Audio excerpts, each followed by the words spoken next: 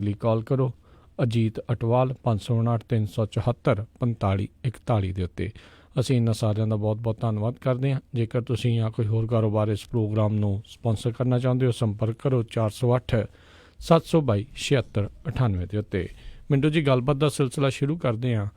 ਪਹਿਲੀ ਖਬਰ 'ਤੇ ਨਜ਼ਰ ਬਣਾਈਏ। ਕਹਿੰਦੇ ਹਜ਼ਾਰਾਂ ਦੀ ਤਾਦਾਦ ਦੇ ਵਿੱਚ ਕਿਸਾਨ ਦਿੱਲੀ ਦੇ ਵਿੱਚ ਜੁਟੇ। ਰਾਹੁਲ ਗਾਂਧੀ ਤੇ ਕੇਜਰੀਵਾਲ ਨੇ ਵੀ ਕੀਤੀ ਸ਼ਿਰਕਤ। ਦੇਖੋ, ਕਿਸਾਨ ਜਿਹੜੇ ਆ ਉਹ ਪਿਛਲੀ ਮਰਤਬਾ ਜਦੋਂ ਦਿੱਲੀ ਦੇ ਵਿੱਚ ਆਏ ਸੀਗੇ ਤੇ ਉਹਨਾਂ ਦਾ ਸਵਾਗਤ ਡਾਂਗਾ ਨਾਲ ਕੀਤਾ ਸੀ। ਇਹਨਾਂ ਨੇ, ਤੁਹਾਨੂੰ ਯਾਦ ਹੋਣਾ, ਫਿਰ ਇਹਨਾਂ ਨੇ ਆਖਿਆ ਸੀਗਾ ਕਿ ਕੋਈ ਗੱਲ ਨਹੀਂ, ਤੁਸੀਂ ਅੱਗੇ ਆ ਜਾਓ। ਯਾਨੀ ਉਹਨਾਂ ਦਾ ਪਹਿਲਾਂ ਸਵਾਗਤ ਡਾਂਗਾ ਨਾਲ ਕਰਕੇ ਮੁੜ ਕੇ ਕਹਿੰਦੇ ਕਿ ਆ ਜਾਓ, ਲੰਘ ਆਓ।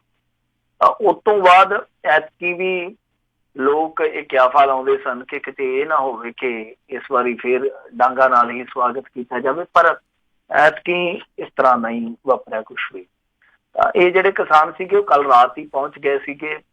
ਵੈਸੇ ਇਸ ਗੱਲੋਂ ਦਾਦ ਦੇਣੀ ਚਾਹੀਦੀ ਹੈ ਉਹਨਾਂ ਲੋਕਾਂ ਦੀ ਜਿਨ੍ਹਾਂ ਨੇ ਗੁਰਦੁਆਰਾ ਸਾਹਿਬ ਦੇ ਦਰਵਾਜ਼ੇ ਖੋਲ੍ਹ ਕੱਟੇ, ਫਿਰ ਤੋਂ ਇਲਾਵਾ ਲੰਗਰਾਂ ਦਾ ਪ੍ਰਬੰਧ ਕੀਤਾ।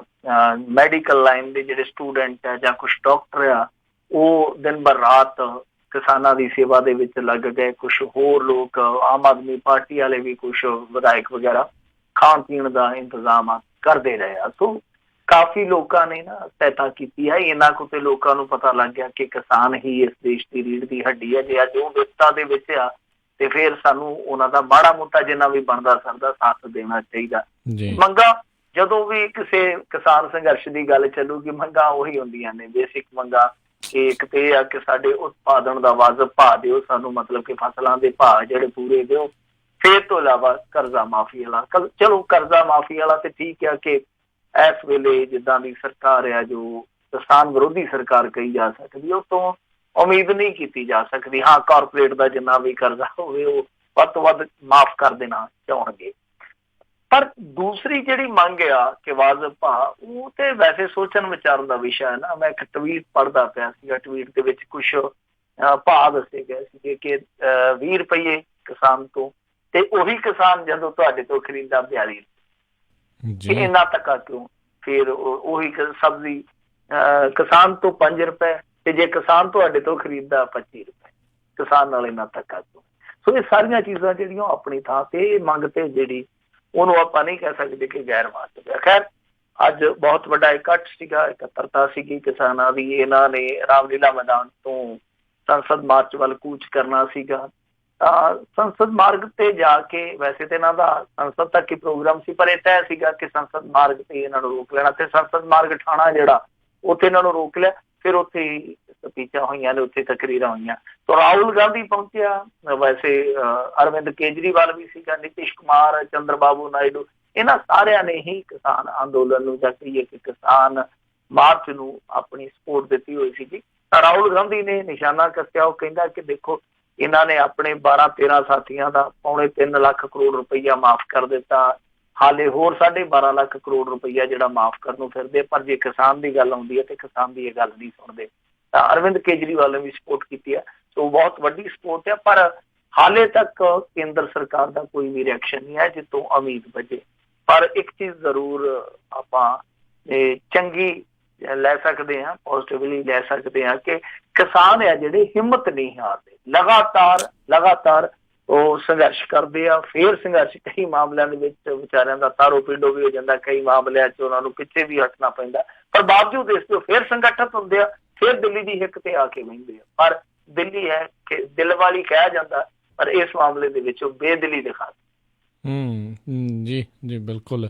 ਇਹ ਤਾਂ ਆਪਾਂ ਵਾਕਿਆ ਜਿੱਦਾਂ ਤੁਸੀਂ ਦੱਸਿਆ ਵੀ ਹਰ ਵਾਰੀ ਇਹੀ ਕਿਸਾਨਾਂ ਦੇ ਨਾਲ ਹੋ ਰਿਹਾ, ਵਰੇ 'ਚ ਕਈ ਵਾਰੀ ਇੱਦਾਂ ਹੋ ਰਿਹਾ। ਅਗਲੀ ਗੱਲ ਕਰਦੇ ਹਾਂ ਮੋਦੀ ਸਰਕਾਰ ਲਈ। ਕਹਿੰਦੇ ਨਵਾਂ ਸੰਕਟ ਆ, BSNL ਦੀਆਂ ਜਿਹੜੀਆਂ ਯੂਨੀਅਨ ਆ ਉਹ ਹੜਤਾਲ ਦਾ ਉਹਨਾਂ ਨੇ ਐਲਾਨ ਕੀਤਾ। ਬਿਲਕੁਲ, ਸੰਕਟਾਂ ਦੀ ਗੱਲ ਕਰ ਰਹੇ ਹਾਂ ਅੱਜ ਕੱਲ੍ਹ ਆਪਾਂ। ਸੰਕਟ ਇਹਨਾਂ ਦੇ ਕੁਛ ਵਧੇਰੇ ਹੀ ਹੁੰਦੇ ਪਏ ਆ। ਉਧਰੋਂ ਕੁਛ ਕਾਨੂੰਨੀ ਪਚੜੇ ਆ। ਕਿਸਾਨ ਅੰਦੋਲਨ, ਜੇ ਮੰਨ ਲਓ ਇਸ ਤਰ੍ਹਾਂ ਦੇ 1-2 ਕਿਸਾਨ ਅੰਦੋਲਨ ਹੋਰ ਮੱਘ ਪੈਂਦੇ ਆ, ਜਿੱਦਾਂ ਵਿਰੋਧੀ ਧਿਰ ਉਹਨਾਂ ਨੂੰ ਸਪੋਰਟ ਕਰਦੀ ਪਈ ਆ, ਤਾਂ ਉਹ ਵੀ ਬਹੁਤ ਪੁੱਠਾ ਕੰਮ ਹੋ ਜਾਊਗਾ ਇਹਨਾਂ ਲਈ। ਖੈਰ, ਇਹ ਜਿਹੜਾ ਟੈਲੀਕਾਮ ਕੰਪਨੀਆਂ ਦਾ ਮੁਕਾਬਲੇਬਾਜ਼ੀ ਵਾਲਾ ਕੰਮ ਆ, ਤੁਹਾਨੂੰ ਪਤਾ ਹੀ ਆ ਕਿ ਇੱਥੇ ਰਿਲਾਇੰਸ ਜੀਓ ਆਈ ਸੀ, ਉਸ ਤੋਂ ਬਾਅਦ ਇੱਕ ਕ੍ਰਾਂਤੀ ਆ ਗਈ ਸੀ ਟੈਲੀਕਾਮ ਸੈਕਟਰ ਦੇ ਵਿੱਚ। ਤਾਂ ਉਸ ਕ੍ਰਾਂਤੀ ਦਾ ਇੱਕ ਪੁੱਠਾ ਪ੍ਰਭਾਵ ਇਹ ਪਿਆ ਸੀਗਾ ਕਿ ਖੁਦ ਅੰਬਾਨੀ ਯਾਨੀ ਵੱਡਾ ਅੰਬਾਨੀ ਮੁਕੇਸ਼ ਅੰਬਾਨੀ ਆਪਣੇ ਛੋਟੇ ਭਰਾ ਨੂੰ ਸਭ ਤੋਂ ਪਹਿਲਾਂ ਲੈ ਡੁੱਬਿਆ ਸੀ, ਅਨਿਲ ਅੰਬਾਨੀ। ਹਾਲਾਂਕਿ ਡੁੱਬਿਆ ਨਹੀਂ, ਉਹ ਦੂਸਰੇ ਪਾਸੇ ਉਹਦਾ ਹੱਥ ਪੈ ਗਿਆ, ਉਹ ਰਾਫੇਲ ਦੇ ਵਿੱਚ ਜਾ ਕੇ ਸੈੱਟ ਹੋ ਗਿਆ। ਤਾਂ ਪਹਿਲੀ ਮਾਰ ਜਿਹੜੀ ਪਈ ਸੀ ਅੰਬਾਨੀ ਦੀ, ਉਹ ਦੂਸਰੇ ਅੰਬਾਨੀ ਨੂੰ ਪਈ। ਉਹਨੇ ਆਪਣੀ ਜਿਹੜੀ ਰਿਲਾਇੰਸ ਕਮਿਊਨੀਕੇਸ਼ਨ ਸੀ ਉਹ ਬੰਦ ਕਰ ਦਿੱਤੀ, ਏਅਰਸੈਲ ਬੰਦ ਹੋ ਗਈ ਸੀਗੀ ਮੇਰੇ ਖਿਆਲ ਦੇ ਨਾਲ। ਕੁਛ ਹੋਰ ਕੰਪਨੀਆਂ ਤੇ ਯਾਨੀ 2-3 ਕੰਪਨੀਆਂ ਬੰਦ ਹੋਈਆਂ, ਟਾਟਾ ਟੈਲੀ ਸਰਵਿਸਿਜ਼ ਸੀਗੀ, ਇਸ ਤੋਂ ਇਲਾਵਾ ਇੱਕ ਹੋਰ ਕੰਪਨੀ ਸੀਗੀ ਉਹ ਵੀ ਇੱਥੋਂ ਬੰਦ ਹੋ ਗਈ ਸੀ, ਯੂਨੀਨੋਰ ਸੀਗੀ ਸ਼ਾਇਦ ਉਹਦਾ ਨਾਮ।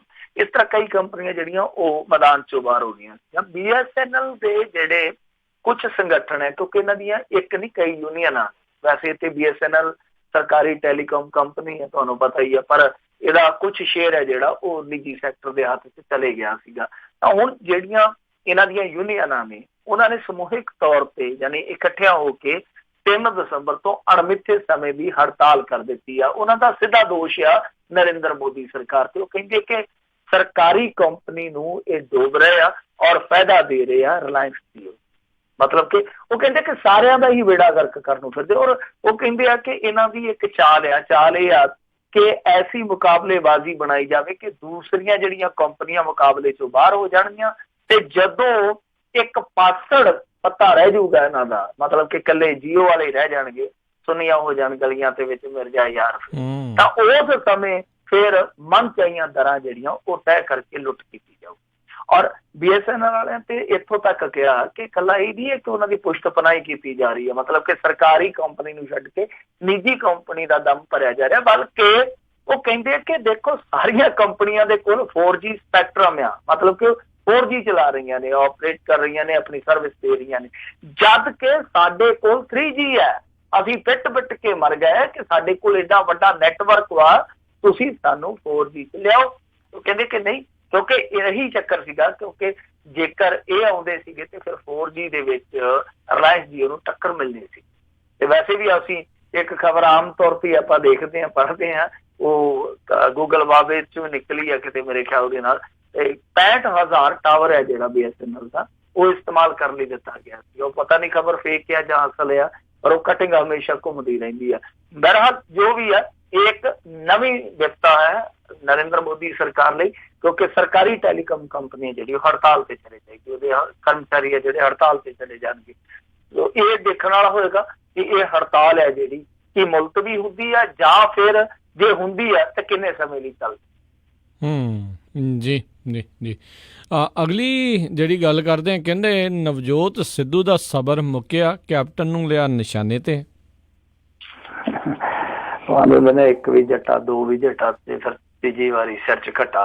ਹੁਣ ਕਿੰਨੀ ਕੁ ਵਾਰੀ ਮੰਦਾ ਕੋਈ ਹੈ ਜਿਹੜਾ ਨਰਮਾਈ ਨਾਲ ਚਲੀ ਜਾਊਗਾ। ਨਵਜੋਤ ਸਿੱਧੂ ਦਾ ਇੱਕ ਔਗਣ ਵੀ ਆ ਕਿ ਬਹੁਤ ਜ਼ਿਆਦਾ ਬੋਲਦਾ, ਇੱਕ ਗੁਣ ਵੀ ਆ ਕਿ ਚੁੱਪ ਵੀ ਬਹੁਤ ਰਹਿ ਜਾਂਦਾ ਕਈ ਮੁੱਦਿਆਂ ਤੇ। ਇਹ ਦੋਵੇਂ ਚੀਜ਼ਾਂ ਨੇ ਇਹਦੇ 'ਚ। ਆ ਦੇਖੋ ਲਾਂਘੇ ਵਾਲੇ ਮਾਮਲੇ 'ਚ ਸ਼ਾਂਤ ਰਿਹਾ, ਜਦੋਂ ਸਾਰਾ ਕੁਛ ਹੋ ਗਿਆ, ਸਮਾਗਮ ਲੰਘੇ, ਇੱਕ ਦਿਨ ਨਹੀਂ ਪੈਣ ਦਿੱਤਾ, ਨਾਲ ਦੀ ਨਾਲ ਹੀ ਉਹਨੇ ਕੋਕੇ ਜੜ ਦਿੱਤੇ। ਕੋਕੇ ਜੜਨ ਤੋਂ ਭਾਵ ਕੀ ਆ, ਤੇ ਤੇਲੰਗਾਨਾ ਦੇ ਵਿੱਚ ਗਿਆ, ਤੁਹਾਨੂੰ ਪਤਾ ਹੀ ਆ ਕਿ ਇਲੈਕਸ਼ਨ ਚੱਲਦਾ 50 ਸਟੇਟਾਂ ਦਾ ਇੰਡੀਆ ਦੇ ਵਿੱਚ ਇਸ ਸਮੇਂ। ਤਾਂ ਤੇਲੰਗਾਨਾ ਦੇ ਵਿੱਚ ਗਿਆ, ਉੱਥੇ ਕਾਫੀ ਇਹਨੇ ਰੰਗ ਬੰਨਿਆ ਹੋਇਆ, ਤਿਰੰਗਾ ਜਿਹਾ ਸਾਫਾ ਇਹਨੇ ਗੱਲ ਦੇ ਵਿੱਚ ਪਾਇਆ। ਤੇ ਉੱਥੇ ਕਿਤੇ ਪ੍ਰੈਸ ਕਾਨਫਰੰਸ ਦੇ ਦੌਰਾਨ ਪੱਤਰਕਾਰਾਂ ਨੇ ਪੁੱਛਿਆ ਕਿ ਤੁਸੀਂ ਪਾਕਿਸਤਾਨ 'ਚ ਜਾ ਕੇ ਆਏ ਹੋ ਤੇ ਕੈਪਟਨ ਅਮਰਿੰਦਰ ਸਿੰਘ, ਪਹਿਲਾਂ ਤੇ ਇਹਨੇ ਗੋਲਿਆ ਨਹੀਂ, ਜਿਵੇਂ ਸੁਖਬੀਰ ਸਿੰਘ ਬਾਦਲ ਕਹਿੰਦਾ ਹੁੰਦਾ ਸੀ, ਕਹਿੰਦਾ ਕਿਸੇ ਸਮੇਂ ਕੌਣ ਕੈਪਟਨ, ਕਿਹੜਾ ਪ੍ਰਤਾਪ ਬਾਜਵਾ, ਕਹਿੰਦਾ ਕੌਣ ਕੈਪਟਨ, ਕੌਣ ਕੈਪਟਨ, ਉਹ ਕਹਿੰਦੇ ਜੀ ਕੈਪਟਨ। ਅੱਛਾ, ਕਹਿੰਦੇ ਤੁਸੀਂ ਕੈਪਟਨ ਅਮਰਿੰਦਰ ਦੀ ਗੱਲ ਕਰਦੇ ਹੋ। ਉਹ ਕਹਿੰਦਾ ਕੈਪਟਨ ਮੇਰਾ ਉਹ ਨਹੀਂ ਹੈ, ਮੇਰਾ ਕੈਪਟਨ ਹੈ ਰਾਹੁਲ। ਤੇ ਕੈਪਟਨ ਸਾਹਿਬ ਹੈ ਜਿਹੜੇ ਉਹ ਆਰਮੀ ਦੇ ਕੈਪਟਨ ਆ, ਤੇ ਇਹਨਾਂ ਦੇ ਕੈਪਟਨ ਹੈ ਜਿਹੜੇ ਉਹ ਰਾਹੁਲ ਗਾਂਧੀ। ਮੇਰੇ ਕੈਪਟਨ ਜਿਹੜੇ ਆ ਉਹ ਰਾਹੁਲ ਗਾਂਧੀ। ਸਿੱਧੇ ਤੌਰ ਤੇ ਉਹਨਾਂ ਨੇ ਕੈਪਟਨ ਅਮਰਿੰਦਰ ਸਿੰਘ ਨੂੰ ਅੱਜ ਕਹਿ ਲਈਏ ਕਿ ਆਪਣੇ ਅੰਦਾਜ਼ ਦੇ ਵਿੱਚ ਜਵਾਬ ਦੇ ਦਿੱਤਾ। ਹਾਲਾਂਕਿ ਨਾਲ ਕਿਹਾ ਕਿ ਮੇਰੇ ਪਿਤਾ ਸਮਾਨ ਆ, ਮੈਂ ਉਹਨਾਂ ਦੀ ਕਦਰ ਕਰਦਾ। ਵੈਸੇ ਉਹ ਤਿੱਤਰ ਵੀ ਲੈ ਕੇ ਆਇਆ ਉੱਧਰੋਂ ਪਾਕਿਸਤਾਨ 'ਚੋਂ ਗਿਫਟ ਦੇ ਤੌਰ ਤੇ, ਪਰ ਅੱਜ ਉਹਨੇ ਜਿਹੜੀ ਆਪਣੀ ਆਖਰੀ ਪੜਾਅ ਸੀਗੀ ਉਹ ਕੱਢ ਦਿੱਤੀ ਆ। ਜਿਵੇਂ ਪੰਜਾਬੀ ਚਾਹੁੰਦੇ ਹੁੰਦੇ ਨਾ, ਸਾਡੇ ਬਜ਼ੁਰਗ ਕਹਿੰਦੇ ਹੁੰਦੇ ਸੀਗੇ ਕਿ ਨਾ ਕਿਸੇ ਦੀ ਲੋਈ ਨੂੰ ਹੱਥ ਪਾਈਏ ਤੇ ਨਾ ਕਿਸੇ ਤੋਂ ਦਿਸ਼ਾਲਾ ਪੜਵਾਈਏ। ਕੈਪਟਨ ਅਮਰਿੰਦਰ ਸਿੰਘ ਨੇ ਇੰਨਾ ਕੁਛ ਕੀਤਾ ਨਵਜੋਤ ਸਿੱਧੂ ਦੇ ਨਾਲ। ਆਪ ਜੇ ਆਪਾਂ 10-12 ਮਹੀਨੇ ਲੈ ਕੇ ਚੱਲੀਏ, ਇੰਨਾ ਕੁਛ ਕੀਤਾ ਨਵਜੋਤ ਸਿੱਧੂ ਨੂੰ ਕਿ ਆਖਰ ਨਵਜੋਤ ਸਿੱਧੂ ਮੌਕਾ ਤਲਾਸ਼ਦਾ ਆਪਣੇ ਆਪ ਨੂੰ ਉਸ ਜਗ੍ਹਾ ਤੇ ਅੱਜ ਖੜਾ ਵੇਖਦਾ ਪਿਆ ਕਿ ਜਿੱਥੇ ਉਹ ਸਾਰੇ ਜਵਾਬ ਦੇ ਸਕਦਾ, ਕਿਉਂਕਿ ਗੱਲਾਂ ਸੁਣਨ ਨੂੰ ਜੋ ਮਿਲਦੀਆਂ ਪਈਆਂ ਕਿ ਹੋ ਸਕਦਾ ਆਉਣ ਵਾਲੇ ਦਿਨਾਂ ਦੇ ਵਿੱਚ, ਮੈਂ ਵੀ ਸੋਚਦਾ ਵੈਸੇ ਆਮ ਤੌਰ ਤੇ ਕਿ ਜਿੱਦਾਂ ਮਨਮੋਹਨ ਸਿੰਘ ਨੂੰ ਉਭਾਰਿਆ ਸੀਗਾ, ਤਾਂ ਆਉਣ ਵਾਲੇ ਸਮੇਂ ਦੇ ਵਿੱਚ ਕਾਂਗਰਸ ਸ਼ਾਇਦ ਇਹਦੇ ਤੇ ਗੁਣਾ ਪਾ ਸਕਦੀ ਹੈ। ਤਾਂ ਨਵਜੋਤ ਸਿੱਧੂ ਭਲੀ ਭਾਂਤ ਜਾਣਦਾ ਕਿ ਇਸ ਸਮੇਂ ਕਾਂਗਰਸ ਲਈ ਉਹਦੀ ਵੈਲਿਊ ਕੀ ਹੈ। ਤਾਂ ਉਹ ਹੁਣ ਇਸੇ ਤਰ੍ਹਾਂ ਹੀ ਮੇਰੇ ਖਿਆਲ ਦੇ ਨਾਲ ਇਹਨਾਂ ਨਾਲ ਪੁੱਗੂਗਾ। ਇਹ ਕੈਪਟਨ ਅਮਰਿੰਦਰ ਸਿੰਘ ਨੇ ਵੇਖਣਾ ਕਿ ਉਹਨੇ ਪਹਿਲ ਕੀਤੀ ਆ ਜਾਂ ਫਿਰ ਕਿਤੇ ਨਾ ਕਿਤੇ ਗਲਤੀ ਕੀਤੀ ਆ। ਦੂਜੀ ਚੀਜ਼ ਜਿਹੜੀ ਆ, ਉਹ ਤੁਹਾਨੂੰ ਪਤਾ ਤਸਵੀਰ ਦਾ ਜਿਹੜਾ ਰੌਲਾ ਪਿਆ ਸੀਗਾ, ਉਹਦੇ ਵਿੱਚ ਵੀ ਜਦੋਂ ਅੱਜ ਲੌਂਗੋਵਾਲ ਸਾਹਿਬ ਪਰਤੇ ਆ ਤੇ ਪੰਜਾਬ ਨੂੰ, ਤੇ ਉਹਨਾਂ ਤੋਂ ਜਦੋਂ ਸਵਾਲ ਜਵਾਬ ਕੀਤੇ ਗਏ, ਉਹ ਵੀ ਸਿੱਧੇ ਤੌਰ ਤੇ ਜਿੱਦਾਂ ਕਹਿ ਲਈਏ ਕਿ ਕੈਪਟਨ ਅਮਰਿੰਦਰ ਸਿੰਘ ਦੇ ਸਿਆਸੀ ਸ਼ਰੀਕ ਨਵਜੋਤ ਸਿੱਧੂ ਨੂੰ ਕਲੀਨ ਚਿੱਟੀ ਦੇ ਕੇ ਉਹ ਕਹਿੰਦੇ ਕਿ ਦੇਖੋ ਉੱਥੇ ਜਿਹੜਾ ਸਾਰਾ ਕੁਝ ਸੈਟਅਪ ਕੀਤਾ ਗਿਆ ਸੀਗਾ ਬੈਠਣ ਬਿਠਾਉਣ ਵਾਲਾ, ਉਹ ਪਾਕਿਸਤਾਨ ਸਰਕਾਰ ਦਾ ਸੀਗਾ। ਮੈਂ ਨਹੀਂ ਜਾਣਦਾ ਕਿ ਚਾਵਲਾ ਕੌਣ ਆ, ਤਾਂ ਜੇ ਮੈਂ ਨਹੀਂ ਜਾਣਦਾ ਕਹਿੰਦਾ ਕਿ ਬਹੁਤ ਸਾਰੇ ਲੋਕਾਂ ਨੂੰ ਵੀ ਨਹੀਂ ਪਤਾ ਹੋਵੇਗਾ ਕਿ ਕੌਣ ਆ। ਮਤਲਬ ਕਿ ਬੈਠਣ ਬਿਠਾਉਣ ਵਾਲਾ ਜਿਹੜਾ ਸਾਰਾ ਕੰਮ ਸੀਗਾ ਉਹ ਪਾਕਿਸਤਾਨ ਸਰਕਾਰ ਦੇ ਜਿੰਨੇ ਸੀ, ਕਿਸੇ ਦਾ ਕੋਈ ਉੱਥੇ ਦੋਸ਼। ਇਹਦਾ ਮਤਲਬ ਇਹ ਆ ਕਿ ਗੋਬਿੰਦ ਸਿੰਘ ਲੌਂਗੋਵਾਲ ਸ਼ਾਇਦ ਆਪਣੇ ਆਪ ਨੂੰ ਬਚਾਉਂਦੇ ਹੋਣ, ਪਰ ਇੱਕ ਤਰ੍ਹਾਂ ਨਾਲ ਉਹ ਕਹਿ ਗਏ ਕਿ ਨਵਜੋਤ ਸਿੱਧੂ ਦਾ ਕੋਈ ਉਹਦੇ ਵਿੱਚ ਕਸੂਰ ਨਹੀਂ ਹੈਗਾ ਬਹੁਤਾ। ਨਵਜੋਤ ਸਿੱਧੂ ਨੇ ਜਿਸ ਤਰੀਕੇ ਦਾ ਜਵਾਬ ਦਿੱਤਾ, ਮਹਿਸੂਸ ਕੀਤਾ ਜਾ ਸਕਦਾ ਹੈ ਕਿ ਕਾਂਗਰਸ ਦੇ ਵਿੱਚ ਜਿਹੜਾ ਕੈਪਟਨ ਕੈਂਪ ਇੱਕ ਲੌਬੀ ਕਹਿ ਲਈਏ, ਤਾਂ ਉਹਦੇ ਵਿੱਚ ਵੀ ਹਲਚਲ ਸ਼ੁਰੂ ਹੋ ਗਈ ਆ ਕਿ ਗੁਰੂ ਹੋ ਗਿਆ ਸ਼ੁਰੂ। ਜੀ ਤੇ ਮਿੰਟੂ ਜੀ, ਇਹ ਵੀ ਖਬਰਾਂ ਆ ਰਹੀਆਂ ਸੀ ਵੀ ਕੈਪਟਨ ਅਮਰਿੰਦਰ ਦੀ ਸਿਹਤ ਵੀ ਥੋੜੀ ਨਾਸਾਜ਼ ਵੀ ਰਹਿੰਦੀ ਹੈ, ਵਿੱਚ ਜੇ ਹਸਪਤਾਲ ਵੀ ਜਾਣਾ ਪਿਆ ਆ।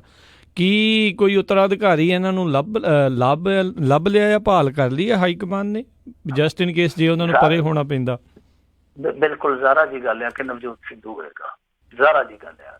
ਮੇਰੀ ਆਪਣੀ ਆਬਜ਼ਰਵੇਸ਼ਨ ਆ, ਮੇਰੀ ਆਪਣੀ ਇੱਕ ਕਹਿ ਲਈਏ ਕਿ ਕਿਆਸਰ ਆਈ ਆ ਕਿ ਜੇ ਮੰਨ ਲਓ ਤੁਸੀਂ ਜਿੱਦਾਂ ਕਿਹਾ ਜੇ ਆਪਾਂ ਲਾਉਣੇ ਆ, ਵੈਸੇ ਤੇ ਆਪਾਂ ਕੰਮ ਨਾ ਕਰਦੇ ਹਾਂ, ਚਲੋ ਆਪਾਂ ਆਲੋਚਕ ਆ, ਕ੍ਰਿਟਿਕ ਆ, ਤਾਂ ਠੀਕ ਆ ਕਿ ਉਹ ਕ੍ਰਿਟਿਸਿਜ਼ਮ ਚੱਲਦਾ ਰਹਿਣਾ ਚਾਹੀਦਾ, ਪਰ ਹਰੇਕ ਦੀ ਸਿਹਤ ਲਈ ਆਪਾਂ ਦੁਆ ਕਰਦੇ ਹਾਂ। ਪਰ ਜੇ ਮੰਨ ਲਓ ਇਨ ਕੇਸ ਜਿੱਦਾਂ ਤੁਸੀਂ ਕਿਹਾ ਕਿ ਉੱਤਰਾਧਿਕਾਰੀ ਚੁਣਨਾ ਪੈਂਦਾ, ਤਾਂ ਪਹਿਲ ਜਿਹੜੀ ਆ ਅੱਜ ਦੀ ਤਾਰੀਖ ਦੇ ਵਿੱਚ, ਵੇਖੋ ਕੱਲ ਨੂੰ ਕੀ ਹੋਣਾ ਪਤਾ ਨਹੀਂ ਹੈ, ਅੱਜ ਦੀ ਤਾਰੀਖ ਦੇ ਵਿੱਚ ਮੇਰੇ ਖਿਆਲ ਦੇ ਨਾਲ ਪਹਿਲ ਜਿਹੜੀ ਹੋਊਗੀ ਉਹ ਨਵਜੋਤ ਸਿੱਧੂ ਹੀ ਹੋਏਗਾ। ਜੀ ਤੇ ਮਿੰਟੂ ਜੀ, ਜੇ ਉਹ ਬਣਦੇ ਨੇ ਤੇ ਫਿਰ ਕੌਣ ਡਰ ਰਿਹਾ ਹੈ ਉਹਨਾਂ ਤੋਂ, ਤੇ ਕੌਣ ਕਿਹਦੇ ਦਿਨ ਚੰਗੇ ਆਉਣਗੇ? ਸਭ ਤੋਂ ਪਹਿਲਾਂ ਤੇ ਫਿਰ ਸਾਡੇ ਗਵਾਂਢੀ ਆ ਜਿਹੜੇ ਇਹ ਡਰਨਗੇ। ਇਹ ਡਰਨਗੇ। ਜੀ ਸੋ ਸਰੋਤਿਓ ਨਾਲੇ ਵੀ ਦੱਸ ਵੀ ਕੁਛ ਜਿਹੜੀਆਂ ਹੋਰ ਅਸੀਂ ਖਬਰਾਂ ਕਰਾਂਗੇ ਤੇ ਫਿਰ ਬ੍ਰੇਕ ਲੈਣੀ ਹੈ। ਬ੍ਰੇਕ ਤੋਂ ਬਾਅਦ ਦੇ ਵਿੱਚ ਤੁਸੀਂ ਵੀ ਜਿਹੜੇ ਆ ਮਿੰਟੂ ਜੀ ਨੂੰ ਸਵਾਲ ਜਿਹੜੇ ਪੁੱਛ ਸਕੋਗੇ। ਨੰਬਰ ਹੈਗਾ 408 272 5200 ਦੇ ਉੱਤੇ। ਸੋ ਬ੍ਰੇਕ ਦਾ ਜਿਹੜਾ ਇੰਤਜ਼ਾਰ ਕਰਕੇ ਉਸ ਤੋਂ ਬਾਅਦ ਕਾਲ ਪੁੱਛ ਲਿਓ। ਅਗਲੇ ਜਿਹੜੇ ਮਿੰਟੂ ਜੀ ਸਵਾਲ ਦੇ ਉੱਤੇ ਨਜ਼ਰ ਮਾਰਦੇ, ਕਹਿੰਦੇ ਪ੍ਰਦੂਸ਼ਣ ਕੰਟਰੋਲ ਬੋਰਡ ਦੇ ਵੱਲੋਂ ਜਿਹੜੇ ਸੀਚੇਵਾਲ ਦੀ ਛੁੱਟੀ ਵਿਵਾਦ ਉੱਠਿਆ। ਦੇਖੋ ਸੀਚੇਵਾਲ ਦੀ ਛੁੱਟੀ ਕਰ ਦਿੱਤੀ ਹੈ ਇਹਨਾਂ ਨੇ। ਇਹ ਪ੍ਰਦੂਸ਼ਣ ਕੰਟਰੋਲ ਬੋਰਡ ਦੇ ਮੈਂਬਰ ਸਨ, ਜਿੱਦਾਂ ਨੋਮੀਨੇਟ ਕਰ ਦਿੰਦੇ ਆ, ਕੁਛ ਨੋਮੀਨੇਸ਼ਨਸ ਹੁੰਦੀਆਂ ਨੇ ਬੋਰਡ ਦੇ ਵਿੱਚ, ਤਾਂ ਇਹ ਨੋਮੀਨੇਟ ਮੈਂਬਰ ਸੀਗੇ। ਤਾਂ ਤਕਰੀਬਨ 9 ਸਾਲਾਂ ਬਾਅਦ ਅੱਜ ਇਹਨਾਂ ਦੀ ਛੁੱਟੀ ਕਰ ਦਿੱਤੀ ਗਈ ਆ। ਹਾਲਾਂਕਿ ਸਰਕਾਰ ਵੱਲੋਂ ਤਰਕੇ ਦਿੱਤਾ ਜਾ ਰਿਹਾ, ਉਹ ਕਹਿੰਦੇ ਆ ਕਿ ਦੇਖੋ ਮਿਆਦ ਪੁੱਗ ਗਈ ਸੀਗੀ, ਇਹਨਾਂ ਦੀ ਟਰਮ ਜਿਹੜੀ ਪੂਰੀ ਹੋ ਗਈ। ਇਹਨਾਂ ਦੀ ਜਗ੍ਹਾ ਤੇ ਸੇਵਾ ਸਿੰਘ ਜੀ ਜਿਹੜੇ ਖਡੂਰ ਸਾਹਿਬ ਵਾਲੇ ਆ, ਉਹ ਵੀ ਬਹੁਤ ਉੱਘੇ ਵਾਤਾਵਰਨ ਪ੍ਰੇਮੀ ਆ, ਬਹੁਤ ਵੱਡੀ ਕਾਰਨ ਆ, ਬਹੁਤ ਵੱਡੀ ਸੇਵਾ ਉਹਨਾਂ ਦੀ। ਕਹਿੰਦੇ ਕਿ ਉਹਨਾਂ ਨੂੰ ਲੈ ਲਿਆ। ਵੈਸੇ ਉਹਨਾਂ ਦੇ ਲੈਣ ਤੇ ਕਿਸੇ ਨੂੰ ਕੋਈ ਇਤਰਾਜ਼ ਨਹੀਂ ਹੈ ਕਿ ਉਹਨਾਂ ਨੂੰ ਬੋਰਡ ਦੇ ਵਿੱਚ ਕਿਉਂ ਲਿਆ ਗਿਆ, ਉਹ ਤੇ ਮਹਾਂਪੁਰਸ਼ ਨੇ, ਬਹੁਤ ਮਹਾਨ ਸੇਵਾ ਉਹਨਾਂ ਦੀ ਵੀ। ਤਾਂ ਇਤਰਾਜ਼ ਇਹ ਉੱਠਦਾ ਪਿਆ ਕਿ ਆਖਰ ਸੀਚੇਵਾਲ ਦੀ ਛੁੱਟੀ ਕਿਉਂ ਕੀਤੀ ਗਈ। ਟਾਈਮਿੰਗ ਜਿਹੜੀ ਆ ਉਹ ਇਹਨਾਂ ਦੇ ਤਰਕ ਨੂੰ ਕਿਤੇ ਨਾ ਕਿਤੇ ਡੋਬਾ ਦਿੰਦੀ ਆ। ਟਾਈਮਿੰਗ ਕੀ ਆ ਕਿ ਥੋੜੇ ਦਿਨ ਪਹਿਲਾਂ ਤੁਹਾਨੂੰ ਪਤਾ ਹੋਣਾ ਕਿ ਨੈਸ਼ਨਲ ਗ੍ਰੀਨ ਟ੍ਰਿਬਿਊਨਲ ਨੇ ਇਹਨਾਂ ਨੂੰ 50 ਕਰੋੜ ਰੁਪਏ ਦਾ ਜੁਰਮਾਨਾ ਠੋਕਿਆ, ਔਰ ਉਹ ਜਿਹੜੀ ਰਿਪੋਰਟ ਤੇ ਜੁਰਮਾਨਾ ਠੋਕਿਆ ਇਹਨਾਂ ਨੂੰ, ਉਹ ਅਸਲ ਦੇ ਵਿੱਚ ਬਲਵੀਰ ਸਿੰਘ ਸੀਚੇਵਾਲ ਹੋਰਾਂ ਨੇ ਤਿਆਰ ਕੀਤੀ ਸੀ। ਹਾਲਾਂਕਿ ਉਸ ਰਿਪੋਰਟ ਨੂੰ ਤਿਆਰ ਕਰਨ ਵਿੱਚ ਕੁਝ ਹੋਰ ਲੋਕ ਵੀ ਸ਼ਾਮਲ ਸੀਗੇ, ਪਰ ਮੁੱਖ ਤੌਰ ਤੇ ਭੂਮਿਕਾ ਸੀਗੀ ਬਲਵੀਰ ਸਿੰਘ ਸੀਚੇਵਾਲ ਹੋਰਾਂ ਦੀ। ਤਾਂ ਲੱਗਦਾ ਇਹੋ ਹੀ ਆ ਕਿ ਉਸ ਗੱਲ ਤੋਂ ਕਿਤੇ ਨਾ ਕਿਤੇ ਵਿਸਕੋਲੀ ਬੈਠੇ ਸੀਗੇ। ਥੋੜੇ ਜਿਹੇ ਦਿਨ ਪਏ ਆ ਤੇ ਇਹਨਾਂ ਨੇ ਫਿਰ ਜਿਹੜੀ ਸਰਕਾਰੀ ਤੰਤਰ ਦੀ ਚਲਾਕੀ ਹੁੰਦੀ ਆ ਉਹ ਕਰ ਦਿੱਤੀ ਆ। ਬਹਰਹਾਲ ਜਿਹੜੇ ਸੀਚੇਵਾਲ ਸਾਹਿਬ ਆ ਉਹਨਾਂ ਨੇ ਆਪਣੇ ਇੱਕ ਇੰਟਰਵਿਊ ਦੇ ਵਿੱਚ ਕਿਹਾ, ਕਹਿੰਦੇ ਕਿ ਮੈਂ ਕੋਈ ਦੁੱਕੀ ਨਹੀਂ ਸੀ ਲੈਂਦਾ, ਕੋਈ ਨਹੀਂ, ਫ੍ਰੀ ਸੇਵਾ ਸੀਗੀ, ਅਸੀਂ ਸੇਵਾ ਕਰਦੇ ਹਾਂ, ਕਹਿੰਦੇ ਕੋਈ ਗੱਲ ਨਹੀਂ ਹੈ, ਬੋਰਡ ਦੇ ਵਿੱਚ ਰਹੀਏ ਜਾਂ ਬਾਹਰ ਰਹੀਏ, ਸਾਡਾ ਕੰਮ ਆ, ਸਾਡਾ ਕਰਤੱਵ ਆ। ਤਾਂ ਮੇਰੇ ਖਿਆਲ ਦੇ ਨਾਲ ਇਹ ਤੇ ਸਰਕਾਰ ਵੱਲੋਂ ਥੋੜਾ ਜਿਹਾ ਨਾ ਕੰਮ ਉਲਟਾ ਪੁਲਟਾ, ਇਹਨਾਂ ਨੂੰ ਸ਼ਾਇਦ ਚਮਚਾਗਿਰੀ ਕਰਨ ਵਾਲੇ ਹੀ ਲੋਕ ਚਾਹੀਦੇ ਆ, ਫੀਲਾ ਟਾਈਪ ਹੀ ਲੋਕ ਚਾਹੀਦੇ ਆ। ਜੇ ਕਿਸੇ ਬੰਦੇ ਨੇ ਚੰਗੇ ਨੂੰ ਚੰਗਾ ਜਾਂ ਮੰਦੇ ਨੂੰ ਮੰਦਾ ਕਿਹਾ, ਉਹਦੇ ਚ ਕੀ ਆਖਰ ਆ ਗਈ ਹੈ? ਕੀ ਸਤਲੁਜ ਦਰਿਆ ਹੈ ਜਿਹੜਾ, ਉਹਦੇ ਵਿੱਚੋਂ ਕੈਪਟਨ ਅਮਰਿੰਦਰ ਸਿੰਘ ਪਾਣੀ ਪੀ ਸਕਦਾ? ਜਿੱਥੇ ਆ ਜਾਂਦਾ ਹੈ ਹਰੀਕੇ ਦੇ ਕੋਲ, ਤੇ ਜਿਹੋ ਜਿਹਾ ਪਾਣੀ ਉਦੋਂ ਆਇਆ ਸੀਗਾ ਜਿਹਦੇ ਨਾਲ ਮੱਛੀਆਂ ਮਰੀਆਂ, ਕੀ ਕੈਪਟਨ ਨੂੰ ਪੀ ਸਕਦੇ ਆ? ਤੇ ਇਹਦਾ ਪਤਾ ਹੀ ਆਪਾਂ ਨੂੰ ਕਿ ਪਾਣੀ ਉਦੋਂ ਪਲੀਤ ਹੋਇਆ। ਤਾਂ ਪਲੀਤ ਹੋਏ ਪਾਣੀ ਲਈ ਜਦੋਂ ਤੁਸੀਂ ਜ਼ਿੰਮੇਵਾਰ ਬੰਦੇ ਹੀ ਨਹੀਂ ਲੱਭ ਸਕੇ, ਉਹ ਜਿਹੜੇ ਚੱਡੇ ਹੋ ਰਹੀ ਸੀ, ਉਹਨਾਂ ਤੋਂ ਤਾਂ ਹੁਣ ਤੱਕ ਤੁਸੀਂ ਉਹ ਜਿਹੜਾ ਜੁਰਮਾਨਾ ਕੀਤਾ ਸੀ ਉਹ ਨਹੀਂ ਵਸੂਲ ਸਕੇ, ਦੂਜੇ ਗੁਨਾਹਗਰ ਤੇ ਕੀ ਲੱਭਣੇ ਆ? ਜਦੋਂ ਤੁਸੀਂ ਆਪਣੀ ਜ਼ਿੰਮੇਵਾਰੀ ਨਿਭਾਉਣ ਚ ਅਸਫਲ ਰਹੇ ਹੋ, ਜੇ ਤੁਹਾਨੂੰ ਹਰਜਾ ਪੈ ਗਿਆ, ਹਰਜਾਨਾ ਪੈ ਗਿਆ, ਤੇ ਫੇਰ ਪਰਲੋ ਕਿਹੜੀ ਆ ਗਈ ਆ? ਤੁਸੀਂ ਚੱਕ ਕੇ ਉਹ ਬੰਦਾ ਹੀ ਆ ਜਿਹੜਾ ਉਹ ਪਾਸੇ ਕਰ ਦਿੱਤਾ ਕਿ ਨਾ ਰਹੂ ਬਾਂਸ ਨਾ ਵਜੂ ਬਾਂਸਰੀ, ਜਿਹੜੇ ਬੰਦੇ ਨੇ ਜੁਰਮਾਨਾ ਕਰਵਾਇਆ। ਤਾਂ ਮੇਰੇ ਖਿਆਲ ਦੇ ਨਾਲ ਇਹ ਤੇ ਰੂੜੀ ਨੂੰ ਕੱਜਣ ਵਾਲੀ ਗੱਲ ਆ ਕਿ ਰੂੜੀ ਨੂੰ ਕੱਜ ਦਿਓ, ਰੂੜੀ ਨੂੰ ਚੁੱਕਣਾ ਨਹੀਂ। ਮੁਸ਼ਕ ਤੇ ਉਹੀ ਆਊਗਾ ਨਾ ਜਿੰਨਾ ਮਰਜ਼ੀ ਕੱਜ ਲਓ, ਫਿਰ ਤੁਹਾਡੀ ਜਿਹੜੀ ਸਮੱਸਿਆ ਉਹ ਜਿਉਂ ਦੀ ਤਿਉਂ ਹੀ ਰਹਿਣੀ ਹੈ। ਤੇ ਮੇਰੇ ਖਿਆਲ ਦੇ ਨਾਲ ਇਹ ਬਹੁਤ ਗਲਤ ਕਦਮ ਆ। ਹਾਂ, ਸੇਵਾ ਸਿੰਘ ਜੀ ਹੋਰਾਂ ਨੂੰ ਵੀ ਰੱਖਣਾ ਚਾਹੀਦਾ ਸੀਗਾ। ਤਾਂ ਇਹ ਜਿਹੜੇ ਸੀਚੇਵਾਲ ਸਾਹਿਬ ਹੋਰੀ, ਤੁਹਾਨੂੰ ਪਤਾ ਜਿੱਦਾਂ ਮਰਜ਼ੀ ਆ, ਇਹਨਾਂ ਦੀ ਆਈਡੀਓਲੋਜੀ ਨੂੰ ਲੈ ਕੇ ਕਈ ਵਿਵਾਦ ਵੀ ਖੜੇ ਹੋ ਜਾਂਦੇ, ਕਈ ਵਾਰ ਕੁਛ ਲੋਕ ਇਹਨਾਂ ਨੂੰ ਨਿਸ਼ਾਨੇ ਤੇ ਵੀ ਲੈ ਲੈਂਦੇ ਆ, ਪਰ ਵਾਤਾਵਰਨ ਲਈ ਜਿਹੜੀ ਇਹਨਾਂ ਦੀ ਕਾਰਗੁਜ਼ਾਰੀ ਆ ਉਹ ਆਲਾ ਦਰਜੇ ਦੀ ਆ। ਜੀ ਜੀ ਜੀ। ਅਗਲੀ ਜਿਹੜੀ ਆਪਾਂ ਮਿੰਟੂ ਜੀ ਗੱਲ ਕਰਦੇ ਹਾਂ, ਕਹਿੰਦੇ ਬਾਦਲਾਂ ਦੇ ਖਾਸਮ ਖਾਸ ਤੇ ਡਿੱਗੀ ਸੁਪਰੀਮ ਗਾਜ, ਹਫ਼ਤੇ ਦੇ ਵਿੱਚ ਸਮਰਪਣ ਕਰਨ ਦੇ ਹੁਕਮ। ਦੇਖੋ, ਖਾਸਮ ਖਾਸ ਕੌਣ ਆ? ਇਹਨਾਂ ਦਾ ਜਥੇਦਾਰ ਦਿਆਲ ਸਿੰਘ ਕੋਲਿਆਂਵਾਲੀ। ਤੇ ਕੋਲਿਆਂਵਾਲੀ ਸੁਪਰੀਮ ਕੋਰਟ ਚ ਗਿਆ ਸੀਗਾ 2 ਕੁ ਦਿਨ ਪਹਿਲਾਂ। ਆਪਾਂ ਇਹ ਖਬਰ ਪੜ੍ਹੀ ਸੀਗੀ, ਨਸ਼ਰ ਵੀ ਹੋਈ ਸੀਗੀ ਕਿ ਜਥੇਦਾਰ ਦਿਆਲ ਸਿੰਘ ਕੋਲਿਆਂਵਾਲੀ ਰਾਹਤ ਤੇ ਆਸ ਵਿੱਚ ਉੱਥੇ ਗਿਆ ਸੁਪਰੀਮ ਕੋਰਟ ਦੇ ਵਿੱਚ। ਪਰ ਇਹ ਕੇਸ ਦੀ ਜੇ ਆਪਾਂ ਦੇਖੀਏ, ਜਿੰਨੀ ਕੋ ਸਮਝ ਸੀਗੀ, ਸਭ ਨੂੰ ਪਤਾ ਸੀਗਾ ਕਿ ਇਹਨੂੰ ਉੱਥੇ ਜ਼ਮਾਨਤ ਦੀ ਖੈਰਾਤ ਨਹੀਂ ਮਿਲਦੀ, ਕਿਉਂਕਿ ਹਾਈ ਕੋਰਟ ਨੇ ਜ਼ਮਾਨਤ ਰੱਦ ਕੀਤੀ ਆ।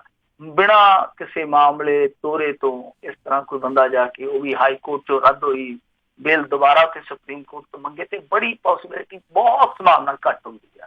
ਤਾਂ ਉਹਨਾਂ ਨੇ ਰੱਦ ਕਰ ਦਿੱਤੀ ਆ। ਤੇ ਨਾਲ ਜਥੇਦਾਰ ਦਿਆਲ ਸਿੰਘ ਕੋਲਿਆਂਵਾਲੀ ਨੂੰ ਹੁਕਮ ਦਿੱਤਾ ਕਿ ਭਾਈ ਤੂੰ ਏਦਾਂ ਕਰ, 1 ਹਫ਼ਤੇ ਦੇ ਅੰਦਰ ਅੰਦਰ ਦਾਲ ਪੀਣ ਲਈ ਜੇਲ੍ਹ ਦੇ ਵਿੱਚ ਹਾਜ਼ਰ ਹੋ ਜਾ। ਵੈਸੇ ਦਾਲ ਨਾ ਵੀ ਪੀਊਗਾ, ਜ਼ੋਰਦਾਰ ਬੰਦਾ, ਪਰ ਦਾਲ ਵੇਖ ਜ਼ਰੂਰ ਲਊਗਾ। ਉਹਦਾ ਇਹਦੇ ਤੋਂ ਗੁੱਝਾ ਕੁਛ ਵੀ ਨਹੀਂ, ਸਾਰਾ ਕੁਛ ਇਹਨੇ ਵੇਖਿਆ। ਪਰ ਹੁਣ ਦਿਲਚਸਪ ਗੱਲ ਇਹ ਹੋਊਗੀ ਕਿ ਕੀ ਜਥੇਦਾਰ ਦਿਆਲ ਸਿੰਘ ਕੋਲਿਆਂਵਾਲੀ ਵਾਲਾ ਜਿਹੜਾ ਉਹ ਸਰੈਂਡਰ ਕਰੂਗਾ, ਆਤਮ ਸਮਰਪਣ ਕਰੂਗਾ, ਜਾਂ ਫਿਰ ਦੂਸਰਾ ਪੈਂਤੜਾ ਕੋਈ ਅਪਣਾਊਗਾ। ਦੂਸਰਾ ਪੈਂਤੜਾ ਫਿਰ ਇਹੋ ਹੀ ਆ ਕਿ ਪੀਓ ਹੋ ਜਾਓ, ਯਾਨੀ ਭਗੌੜੇ ਹੋ ਜਾਊਗਾ। ਦੇਖਦੇ ਆ ਕਿ 1 ਹਫ਼ਤੇ ਦੇ ਅੰਦਰ ਅੰਦਰ ਕੋਲਿਆਂਵਾਲੀ ਸਾਹਿਬ ਆ ਜਿਹੜੇ ਉਹ ਜੇਲ੍ਹ 'ਚ ਜਾਂਦੇ ਆ ਜਾਂ ਫਿਰ ਰੇਲ 'ਚ ਬਹਿ ਕੇ ਕਿਸੇ ਪਾਸੇ ਨੂੰ ਟਿਪ ਜਾਂਦੇ ਆ। ਜੀ ਜੀ। ਅਗਲੀ ਮਿੰਟੂ ਜੀ ਗੱਲ ਕਰਦੇ, ਕਹਿੰਦੇ ਵਿਧਾਇਕ ਦਵਿੰਦਰ ਘੁਬਾਇਆ ਦੇ ਨਾਲ ਉਲਝਣ ਵਾਲੀ ਥਾਣੇਦਾਰ ਦੀ ਬਦਲੀ। ਦੇਖੋ, ਇਹ ਆਡੀਓ ਬੜੀ ਚਰਚਾ ਦਾ ਵਿਸ਼ਾ ਬਣੀ ਸੀਗੀ, ਜਿਹਦੇ ਵਿੱਚ ਬਦਕਲਾਮੀ ਕਰਦਾ ਨਜ਼ਰ ਆਉਂਦਾ ਹੈ ਨੌਜਵਾਨ ਵਿਧਾਇਕ। ਤੇ ਉਦੋਂ ਹੀ ਕਹਿੰਦਾ ਸੀਗਾ ਕਿ ਤੇਰਾ ਜੁੱਲੀ ਬਿਸਤਰਾ ਚਕਾ ਦੂੰਗਾ, ਤੇ ਲੋਕ ਤੇ ਪਿਆਰ ਨਾਲ ਇਹਨੂੰ ਜੁੱਲੀ ਬਿਸਤਰੇ ਵਾਲਾ ਹੀ ਕਹਿਣ ਲੱਗ ਪਏ ਆ। ਵੈਸੇ ਇੱਕ ਫਿਲਮ ਆਈ ਸੀ ਮੰਜੇ ਬਿਸਤਰੇ, ਤੇ ਉਹ ਹੁਣ ਇਹਨੂੰ ਪਿਆਰ ਨਾਲ ਜੋੜ ਕੇ ਕਹਿੰਦੇ ਜੁੱਲੀ ਬਿਸਤਰੇ। ਸੋ ਉਦੋਂ ਤੋਂ ਹੀ ਇਹ ਕਿਆਫਾ ਲਾਇਆ ਜਾ ਰਿਹਾ ਸੀਗਾ, ਕਿਆਫਾ ਲੱਗਦਾ ਪਿਆ ਸੀਗਾ ਕਿ SHO ਤੇ ਗਾਜ਼ ਡਿੱਗਣੀ ਆ। ਸੋ ਲਵਮੀਤ ਕੌਰ ਨੂੰ ਉੱਥੋਂ ਬਦਲ ਦਿੱਤਾ, ਉਹਨੂੰ ਤਬਦੀਲ ਕਰਕੇ ਭੇਜ ਦਿੱਤਾ ਜਲਾਲਾਬਾਦ। ਜਲਾਲਾਬਾਦ ਤੇ ਫਾਜ਼ਿਲਕਾ ਦਾ ਕੋਈ ਬਹੁਤਾ ਫਰਕ ਨਹੀਂ, ਪਰ ਉਹ ਆਉਂਦੇ ਹੁੰਦੇ ਨਾ ਕਿ ਇੱਕ ਤੇਰੀ ਅੜ ਭੰਨਣੀ, ਲੱਸੀ ਪੀਣ ਦਾ ਸ਼ੌਂਕ ਨਾ ਕਈ, ਬਸ ਉਹ ਅੜ ਪਕਾਉਣ ਵਾਲੀ ਗੱਲ ਸੀਗੀ। ਜਲਾਲਾਬਾਦ ਤੇ ਫਾਜ਼ਿਲਕਾ 'ਚ ਕੋਈ ਫਰਕ ਨਹੀਂ ਹੈ, ਬਿਲਕੁਲ ਲਾਗੇ ਲਾਗੇ ਆ, 2 ਹਲਕੇ ਆ ਔਰ ਇੱਕੋ ਹੀ ਏਰੀਆ। ਉੱਥੇ ਮੇਰੇ ਖਿਆਲ ਦੇ ਨਾਲ ਸੁਖਬੀਰ ਸਿੰਘ ਬਾਦਲ ਬਾਰੇ ਤੁਸੀਂ ਜਾਣਦੇ ਹੋਗੇ ਕਿ ਉਹ ਉਹਨਾਂ ਦਾ ਹਲਕਾ। ਖੈਰ, ਜਿਹੜੀ ਹੈਗੀ ਆ SHO ਲਵਮੀਤ ਕੌਰ, ਉਹਨੇ ਕਿਹਾ ਕਿ ਤੇ ਰੂਟੀਨ ਦੀ ਸਾਡੀ ਟਰਾਂਸਫਰ ਆ, ਜਿੱਦਾਂ ਆਮ ਤੌਰ ਤੇ ਸਾਡੇ ਨਾਲ ਹੁੰਦਾ, ਤਬਾਦਲੇ ਹੁੰਦੇ ਆ, ਤਾਂ ਮੈਂ ਹੀ ਨਹੀਂ ਕੁਛ ਹੋਰ SHOs ਦੇ ਵੀ ਤਬਾਦਲੇ ਹੋਏ ਆ। ਸੋ ਉਹਨਾਂ ਨੇ ਤੇ ਰੂਟੀਨ ਦਾ ਤਬਾਦਲਾ ਦੱਸਿਆ, ਪਰ ਲੋਕ ਦੱਸਦੇ ਆ ਕਿ ਪਿੱਛੇ ਸਭ ਕੁਛ ਹੈ ਜਿਹੜਾ ਉਹ ਸਿਆਸਤ ਨਹੀਂ ਕੀਤਾ। ਵੈਸੇ ਇਸ ਮਾਮਲੇ ਦੇ ਵਿੱਚ ਜਿਹੜਾ ਦੁਖਾਂਤਕ ਪਹਿਲੂ ਸੀਗਾ ਕਹਾਣੀ ਦਾ, ਉਹ ਇਹੋ ਹੀ ਸੀਗਾ ਕਿ ਜਿਹੜੇ ਵੱਡੇ ਅਧਿਕਾਰੀ ਸੀਗੇ ਉਹਨਾਂ ਨੇ ਨਾ ਸਿਰਫ ਪਹਿਲਾਂ ਮੌਨ ਵੱਟੀ ਰੱਖਿਆ, ਬਲਕਿ ਇੱਕ ਇੰਸਪੈਕਟਰ ਜਨਰਲ ਨੇ ਤੇ ਚਿੱਠੀ ਵੀ ਜਾਰੀ ਕਰ ਦਿੱਤੀ ਸੀਗੀ ਕਿ ਕੋਈ ਵੀ ਆਡੀਓ ਵਗੈਰਾ ਇਸ ਤਰ੍ਹਾਂ ਵਾਇਰਲ ਨਹੀਂ ਕਰੇਗਾ। ਹਾਂ, ਜੇ ਕੋਈ ਗੱਲ ਹੁੰਦੀ ਹੈ ਤੇ ਫਿਰ ਤੁਸੀਂ ਬਾਅਦਬ ਵੱਡੇ ਅਧਿਕਾਰੀਆਂ ਨੂੰ ਦੱਸੋ। ਇਹ ਆਪਣੇ ਆਪ ਦੇ ਵਿੱਚ ਜੇ ਆਪਾਂ ਇੱਕ ਤਰ੍ਹਾਂ ਨਾਲ ਕਹਿ ਲਈਏ ਨਾ ਕਿ ਪੁਲਿਸ ਦੀ ਹਾਰ ਆ ਪੋਲੀਟੀਕਲ ਸਿਸਟਮ ਦੇ ਅੱਗੇ। ਤੇ ਕੋਈ ਵੀ ਬੰਦਾ ਜਿੰਨਾ ਮਰਜ਼ੀ ਤੁਹਾਨੂੰ ਧਮਕਾਵੇ, ਗਾਲਾਂ ਕੱਢੇ, ਤੁਹਾਡੇ ਅਧਿਕਾਰੀਆਂ ਨੂੰ ਕੁਛ ਵੀ ਕਰੇ, ਕਿਉਂਕਿ ਉਹ ਨੁਮਾਇੰਦਾ ਅਹੁਦੇਦਾਰ ਆ, ਤੁਸੀਂ ਉਹਦੇ ਵਿਰੁੱਧ ਦੇ ਵਿੱਚ ਨਹੀਂ ਖੜੋਗੇ, ਆਪਣੇ ਅਧਿਕਾਰੀਆਂ ਕਰਮਚਾਰੀਆਂ ਨੂੰ ਤੁਸੀਂ ਪ੍ਰੋਟੈਕਟ ਨਹੀਂ ਕਰੋਗੇ, ਬਲਕਿ ਤੁਸੀਂ ਉਸ ਬੰਦੇ ਦਾ ਸਾਥ ਦਿਓਗੇ ਜਿਹਦੇ ਨਾਲ ਸਰਕਾਰ ਖੜੀ ਹੈ। ਜੀ ਜੀ ਜੀ ਅਗਲੀ ਜਿਹੜੀ ਮਿੰਟੂ ਜੀ ਗੱਲ ਕਰਦੇ ਕਹਿੰਦੇ ਆਖਿਰਕਾਰ ਜਿਹੜੇ SSP ਢਿੱਲੋਂ ਤੇ ਕੇਸ ਦਰਜ ਹੋਣ ਦਾ ਰਾਹ ਪੱਧਰਾ ਹੋਇਆ। ਇਹ ਜੱਗੋਂ 13ਵੀਂ ਸੀ। ਆਪਾਂ ਵੈਸੇ ਸੁਣਦੇ ਆਏ ਨਾ ਹੁਣ ਤੱਕ ਕਿ ਜੱਗੋਂ 13ਵੀਂ ਹੁੰਦੀ ਹੈ, ਜੱਗੋਂ 13ਵੀਂ। ਇਹ ਜੱਗੋਂ 13ਵੀਂ ਸੀ। ਜੱਗੋਂ 13ਵੀਂ ਇਉਂ ਸੀਗੀ ਕਿ ਪੁਲਿਸ ਨੇ ਆਪਣੀ ਪੁਲਿਸ ਹੀ ਫੜੀ ਸੀਗੀ। ਮੋਗੇ ਦੇ ਲਾਗੇ ਇੱਕ ਪਿੰਡ ਹੈ ਨੱਥੂ ਵਾਲਾ ਘਰ ਵੀ ਕਹਿ ਦਿੰਦੇ ਆ। ਵਾਲੀਬਾਲ ਦੀ ਟੀਮ ਬੜੀ ਤਕੜੀ ਆ ਉੱਥੇ ਚੌਂਕੀ ਆ। ਚੌਂਕੀ ਦੇ ਵਿੱਚ ਜਾ ਕੇ ਪੁਲਿਸ ਨੇ ਆਪਣੀ ਪੁਲਿਸ ਫੜ ਲਈ। ਦੋਸ਼ ਇਹ ਲੱਗਾ ਕਿ ਇਹਨਾਂ ਨੇ ਉੱਥੇ 160 ਕਿਲੋ ਭੁੱਕੀ ਰੱਖੀ ਸੀ, ਕੁਝ ਸ਼ਰਾਬ ਰੱਖੀ ਸੀ, ਤਕੜੀ ਵੱਟੇ ਰੱਖੇ ਸੀ, ਉੱਥੇ ਤੋੜ ਕੇ ਭੁੱਕੀ ਵੇਚਦੇ ਸੀ। ਜਿੱਦਾਂ ਹਾਟੀ ਤੋਂ ਲੂਣ ਨਹੀਂ ਵੇਚਿਆ ਜਾਂਦਾ, ਇਹਦਾ ਚੱਕ ਕੇ ਭੁੱਕੀ ਵੇਚੀ ਜਾ ਰਹੀ ਸੀ। ਇਹ ਕੰਮ ਹੈ ਜਿਹੜਾ ਉਹ ਇੱਕ ਬਹੁਤ ਵੱਡੇ ਲੀਡਰ ਦੀ ਸ਼ਹਿ ਨਾਲ ਉੱਥੇ ਚੱਲਦਾ ਸੀਗਾ। ਖੈਰ, ਮਾਮਲਾ ਅੱਗੇ ਵਧਿਆ। ਮਾਮਲਾ ਇਉਂ ਅੱਗੇ ਤੁਰਿਆ ਕਿ ਇਹਦੇ ਵਿੱਚ ਕੁਛ ਜਿਹੜੇ ਪੁਲਿਸ ਕਰਮਚਾਰੀ ਸੀਗੇ ਉਹ ਫਸ ਗਏ। ਇੱਕ ASI ਸੀਗਾ, ਇੱਕ ਸ਼ਾਇਦ ਮੁੰਸ਼ੀ ਵਗੈਰਾ ਸੀਗਾ, ਇਹਦਾ 3-4 ਜਾਣੇ ਸੀਗੇ। ਤਾਂ ਇਹਦੇ ਵਿੱਚ ਹੋਇਆ ਕਿ ਜਿਹੜਾ ਉਸ ਸਮੇਂ ਦਾ SSP ਸੀਗਾ ਕਮਲਜੀਤ ਸਿੰਘ ਢਿੱਲੋਂ, ਇਹਨਾਂ ਨੇ ਫਿਰ ਉਹਦੇ ਨਾਲ ਗਿੱਟਮਿੱਟ ਕਰ ਲਈ ਕਿ ਤੂੰ ਸਾਨੂੰ ਕਿਸੇ ਮਾਮਲੇ ਨਾਲ ਕਿਸੇ ਤਰ੍ਹਾਂ ਇਸ ਮਾਮਲੇ ਤੋਂ ਕੱਢ। ਤਾਂ ਉਹਨੇ ਕੀ ਕਿਹਾ ਕਿ ਚਲੋ ਚਲਾਨ ਲੇਟ ਕਰ ਦਿਆਂਗੇ। ਤਾਂ ਫਿਰ ਇਹਨਾਂ ਨੇ ਉਹਨੂੰ 40 ਲੱਖ ਰੁਪਈਆ ਜਿਹੜਾ ਉਹ ਇੱਕ ਵਿਚੋਲੀਆ ਪਾ ਕੇ ਉਹਦੇ ਮਾਰਫਤ ਇਹਨਾਂ ਨੇ ਦੇ ਦਿੱਤਾ। ਚਲੋ ਚਲਾਨ ਲੇਟ ਜਿਹੜਾ ਸੀਗਾ ਉਹ ਹੋਇਆ, ਜ਼ਮਾਨਤ ਮਿਲ ਗਈ। ਪਰ ਬਾਅਦ ਦੇ ਵਿੱਚ ਗੱਲ ਹੋਈ ਸੀ ਕਿ ਬਰੀ ਕਰਾਊਂਗਾ, ਬਰੀ ਨਹੀਂ ਹੋਏ ਕਿਉਂਕਿ SIT ਬਣ ਗਈ ਇਸ ਮਾਮਲੇ ਦੇ ਵਿੱਚ। ਤੇ ਜਿਹੜਾ ਇੱਕ IO ਸੀਗਾ ਇਸ ਮਾਮਲੇ ਦਾ, ਯਾਨੀ ਜਿਹੜਾ ਥਾਣੇਦਾਰ ਇਸ ਮਾਮਲੇ ਨੂੰ ਕਰਦਾ ਪਿਆ ਸੀਗਾ, ਇਨਵੈਸਟੀਗੇਟ ਕਰਦਾ ਪਿਆ ਸੀ, ਤਹਿਕੀਕਾਤ ਕਰਦਾ ਪਿਆ ਸੀ, ਉਹਨੇ ਕੋਰਟ ਦੇ ਵਿੱਚ ਜਾ ਕੇ ਮੁਕਰਨ ਤੋਂ ਇਨਕਾਰ ਕਰ ਦਿੱਤਾ ਕਿਉਂਕਿ ਉਹਦਾ ਮੁਕਰਨਾ ਬਹੁਤ ਜ਼ਰੂਰੀ ਸੀਗਾ। ਉਹਨੇ SIT ਦੀ ਰਿਪੋਰਟ, ਕਿਉਂਕਿ SIT ਜਿਹੜੀ ਸੀਗੀ ਉਹ ਉਸੇ SSP ਨੇ ਬਣਾਈ ਸੀ ਜਿਹਨੇ 40 ਲੱਖ ਰੁਪਈਆ ਲੈ ਲਿਆ ਸੀਗਾ। ਤਾਂ ਜਿਹੜੀ SIT ਦੀ ਰਿਪੋਰਟ ਸੀਗੀ ਉਹਦੇ ਤੋਂ ਅਲੱਗਾ ਜਾ ਕੇ ਸਟੇਟਮੈਂਟ ਦੇ ਦਿੱਤੀ ਉਹ IO ਨੇ ਜਿਹੜਾ ਥਾਣੇਦਾਰ ਸੀਗਾ। ਤਾਂ ਫਿਰ ਮਾਮਲਾ ਜਿਹੜਾ ਗੁੰਝਲਦਾਰ ਹੋ ਗਿਆ। ਤੇ ਜਿਹੜਾ ਉਹ ਥਾਣੇਦਾਰ ਸੀਗਾ ਜਿਹਨੇ ਪੈਸਾ ਦਿੱਤਾ ਸੀਗਾ ਕਿ ਸਾਨੂੰ ਬਰੀ ਕਰਾ ਦੇ, ਫਿਰ ਉਹਨਾਂ ਨੇ ਦਬਾਅ ਪਾਉਣਾ ਸ਼ੁਰੂ ਕਰ ਦਿੱਤਾ ਕਿ ਤੂੰ ਬਰੀ ਤੇ ਕਿਰਾਇਆ ਨਹੀਂ ਲਿਆ, ਸਾਡੇ ਪੈਸੇ ਤੇ ਸੁੱਟ। ਦੱਸਦੇ ਆ ਕਿ ਕੁਝ ਅਧਿਕਾਰੀਆਂ ਨੇ ਵਿੱਚ ਪੈ ਕੇ ਉਹ ਪੈਸੇ ਜਿਹੜੇ ਵਾਪਸ ਵੀ ਕਰ ਦਿੱਤੇ। ਪਰ ਜਦੋਂ ਖੱਖੜ ਖਈਆ ਜ਼ਿਆਦਾ ਖਿਲਰ ਗਿਆ ਫਿਰ ਇਹ ਮਾਮਲਾ ਕੋਰਟ ਤੱਕ ਗਿਆ। ਕੋਰਟ ਤੋਂ ਬਾਅਦ ਫਿਰ ਇਹਦੇ ਉੱਤੇ ਇੱਕ ਇਨਵੈਸਟੀਗੇਸ਼ਨ ਬਿਠਾਈ ਗਈ। ਇਨਵੈਸਟੀਗੇਸ਼ਨ ਦੇ ਵਿੱਚ ਦੱਸਦੇ ਆ ਕਿ ਜਿਹੜਾ ਉਸ ਸਮੇਂ ਦਾ ਇੱਥੋਂ ਦਾ SSP ਸੀਗਾ ਕਮਲਜੀਤ ਸਿੰਘ ਢਿੱਲੋਂ, ਜਿਹਨੂੰ ਕਿ ਪਿੱਛੇ ਜੇ ਰਾਜਜੀਤ ਸਿੰਘ ਦੇ ਤਬਾਦਲੇ ਤੋਂ ਬਾਅਦ ਇੱਥੇ ਲਾ ਵੀ ਦਿੱਤਾ ਗਿਆ ਸੀ, ਬਾਅਦ ਦੇ ਵਿੱਚ ਰੌਲਾ ਪੈ ਗਿਆ, ਜੁਆਇਨਿੰਗ ਤੋਂ ਪਹਿਲਾਂ ਹੀ ਉਹਨੂੰ ਫਿਰ ਫਾਰਗ ਕਰ ਦਿੱਤਾ ਗਿਆ। ਉਹਦੇ ਤੇ ਹੁਣ ਕੇਸ ਦਰਜ ਹੋਣ ਦਾ ਰਾਹ ਪੱਧਰਾ ਹੋ ਗਿਆ, ਯਾਨੀ ਸਿਫਾਰਿਸ਼ ਹੋ ਗਈ ਆ ਇਹਦੇ ਤੇ ਕੇਸ ਦਰਜ ਕਰ ਦਿਓ। ਤਾਂ ਉਹ ਜਿਵੇਂ ਕਹਿੰਦੇ ਨੇ ਕਿ ਆਪ ਤੇ ਡੁੱਬਿਆ ਨਾਲ ਜਜਮਾਨ ਵੀ ਡੁੱਬੇ, ਆਪ ਤੇ ਡੁੱਬਿਆ ਉਹ ਵੀ ਡੁੱਬ ਗਏ ਕਿਉਂਕਿ ਉਹ ਜਿਹੜੇ ਪੁਲਿਸ ਵਾਲੇ ਸੀਗੇ ਜਿਹੜੇ ਤਕੜੀ ਵੱਟਾ ਰੱਖੀ ਬੈਠੇ ਸੀਗੇ ਦੋਸ਼ਾਂ ਦੇ ਮੁਤਾਬਕ, ਉਹ ਤੇ ਬਰੀ ਹੋ ਗਏ ਉਸ ਕੇਸ ਦੇ ਵਿੱਚ। ਪਰ ਉਹਨਾਂ ਤੇ ਹੁਣ ਦੂਸਰਾ ਚਾਰਜ ਹੈ ਜਿਹੜਾ ਉਹ ਚੱਲਣਾ ਹੈ ਜਿਹੜਾ ਭ੍ਰਿਸ਼ਟਾਖੋਰੀ ਦਾ ਜਾਂ ਤਸਕਰਾਂ ਦੇ ਸਾਥ ਦੇਣ ਦਾ, ਉਹ ਵੀ ਹੁਣ ਇਸ ਮਾਮਲੇ ਦੇ ਵਿੱਚ ਬਰੀ ਹੋਣ ਤੋਂ ਬਾਵਜੂਦ ਫਿਰ ਘੜੀਸੇ ਗਏ। ਜੀ ਜੀ ਜੀ। ਤੇ ਮਿੰਟੂ ਜੀ ਇੱਥੇ ਹੁਣ ਆਪਾਂ ਇੱਕ ਬ੍ਰੇਕ ਲਵਾਂਗੇ। ਬ੍ਰੇਕ ਤੋਂ ਬਾਅਦ ਦੇ ਵਿੱਚ ਜਿਹੜੇ ਆਪਾਂ ਵਾਪਸ ਆਉਂਦੇ ਹਾਂ। ਅਤੇ ਸਰੋਤਿਓ ਤੁਸੀਂ ਵੀ ਜੇ ਮਿੰਟੂ ਜੀ ਨੂੰ ਕੋਈ ਸਵਾਲ ਪੁੱਛਣਾ ਚਾਹੁੰਦੇ ਹੋ ਜੋ ਵੀ ਘਟਨਾਕ੍ਰਮ ਚੱਲ ਰਹੇ ਨੇ ਉਸ ਦੇ ਬਾਬਤ, ਤਾਂ ਸਵਾਲ ਤੁਸੀਂ ਕਰ ਸਕੋਗੇ। ਨੰਬਰ ਹੈਗਾ ਸਟੂਡੀਓ ਦੇ ਵਿੱਚ ਕਾਲ ਕਰਨ ਦੇ ਲਈ 408 272 5200 4082725200। ਮਿਲਦੇ ਹਾਂ ਤੁਹਾਨੂੰ ਸਾਰਿਆਂ ਨੂੰ ਇੱਕ ਬ੍ਰੇਕ ਤੋਂ ਬਾਅਦ 'ਚ।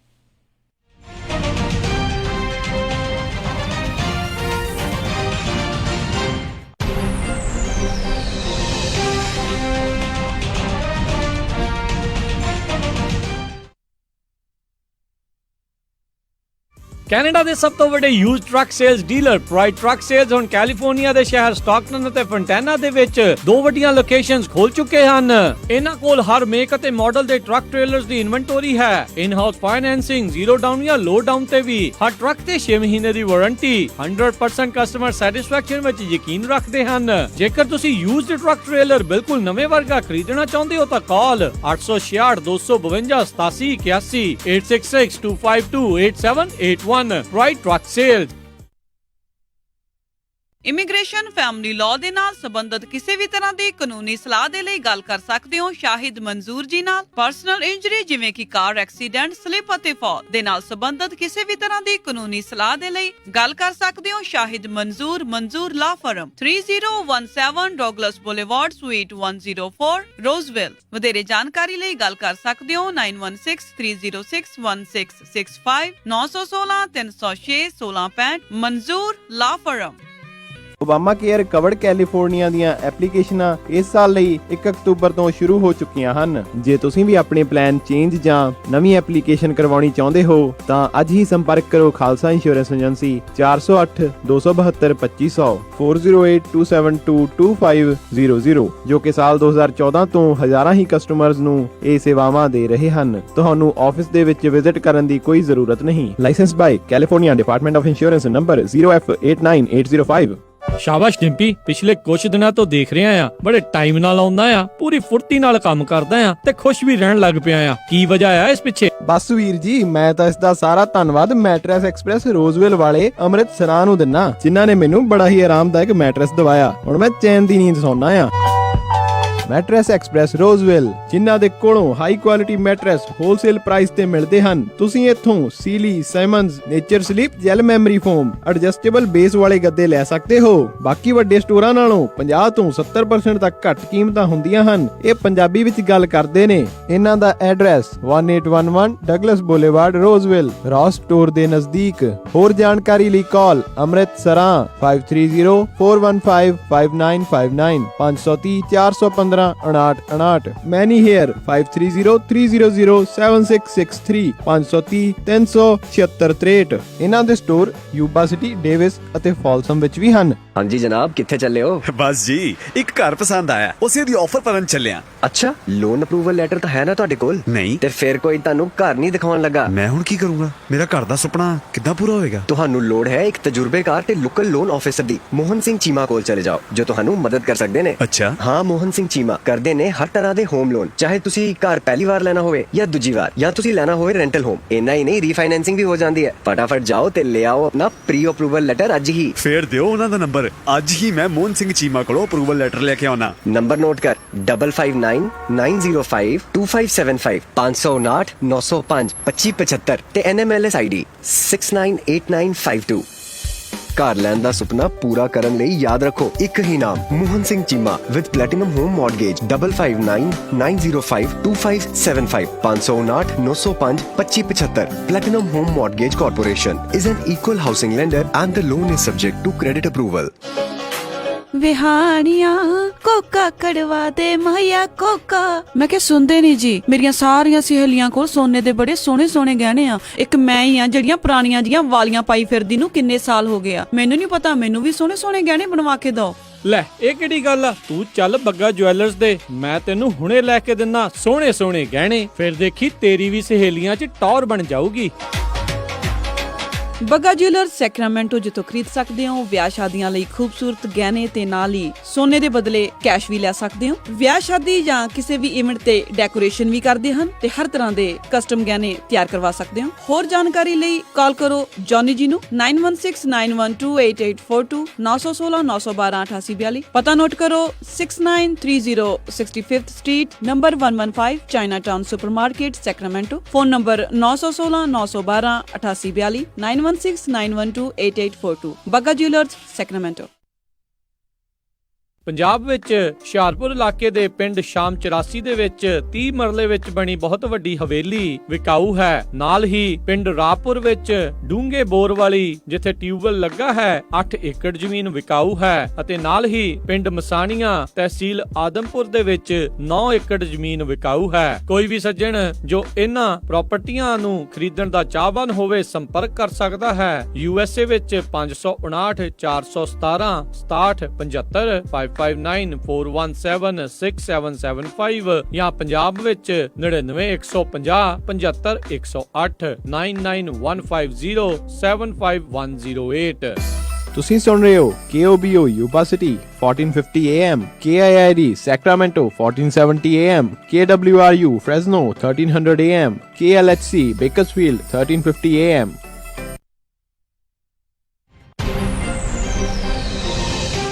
ਪੰਜਾਬੀ ਰੇਡੀਓ USA ਸੁਣ ਰਹੇ ਸਾਰੇ ਹੀ ਮਾਣਯੋਗ ਅਤੇ ਸਤਿਕਾਰਯੋਗ ਸਰੋਤਿਆਂ ਨੂੰ ਇੱਕ ਵਾਰੀ ਫੇਰ ਨਿੱਘੀ ਜੀ ਆਇਆਂ ਨੂੰ। ਮਿੰਟੂ ਜੀ ਆਇਆਂ ਨੂੰ ਸਵਾਗਤ ਹੈ ਜੀ। ਸਤਿ ਸ਼੍ਰੀ ਅਕਾਲ ਜੀ।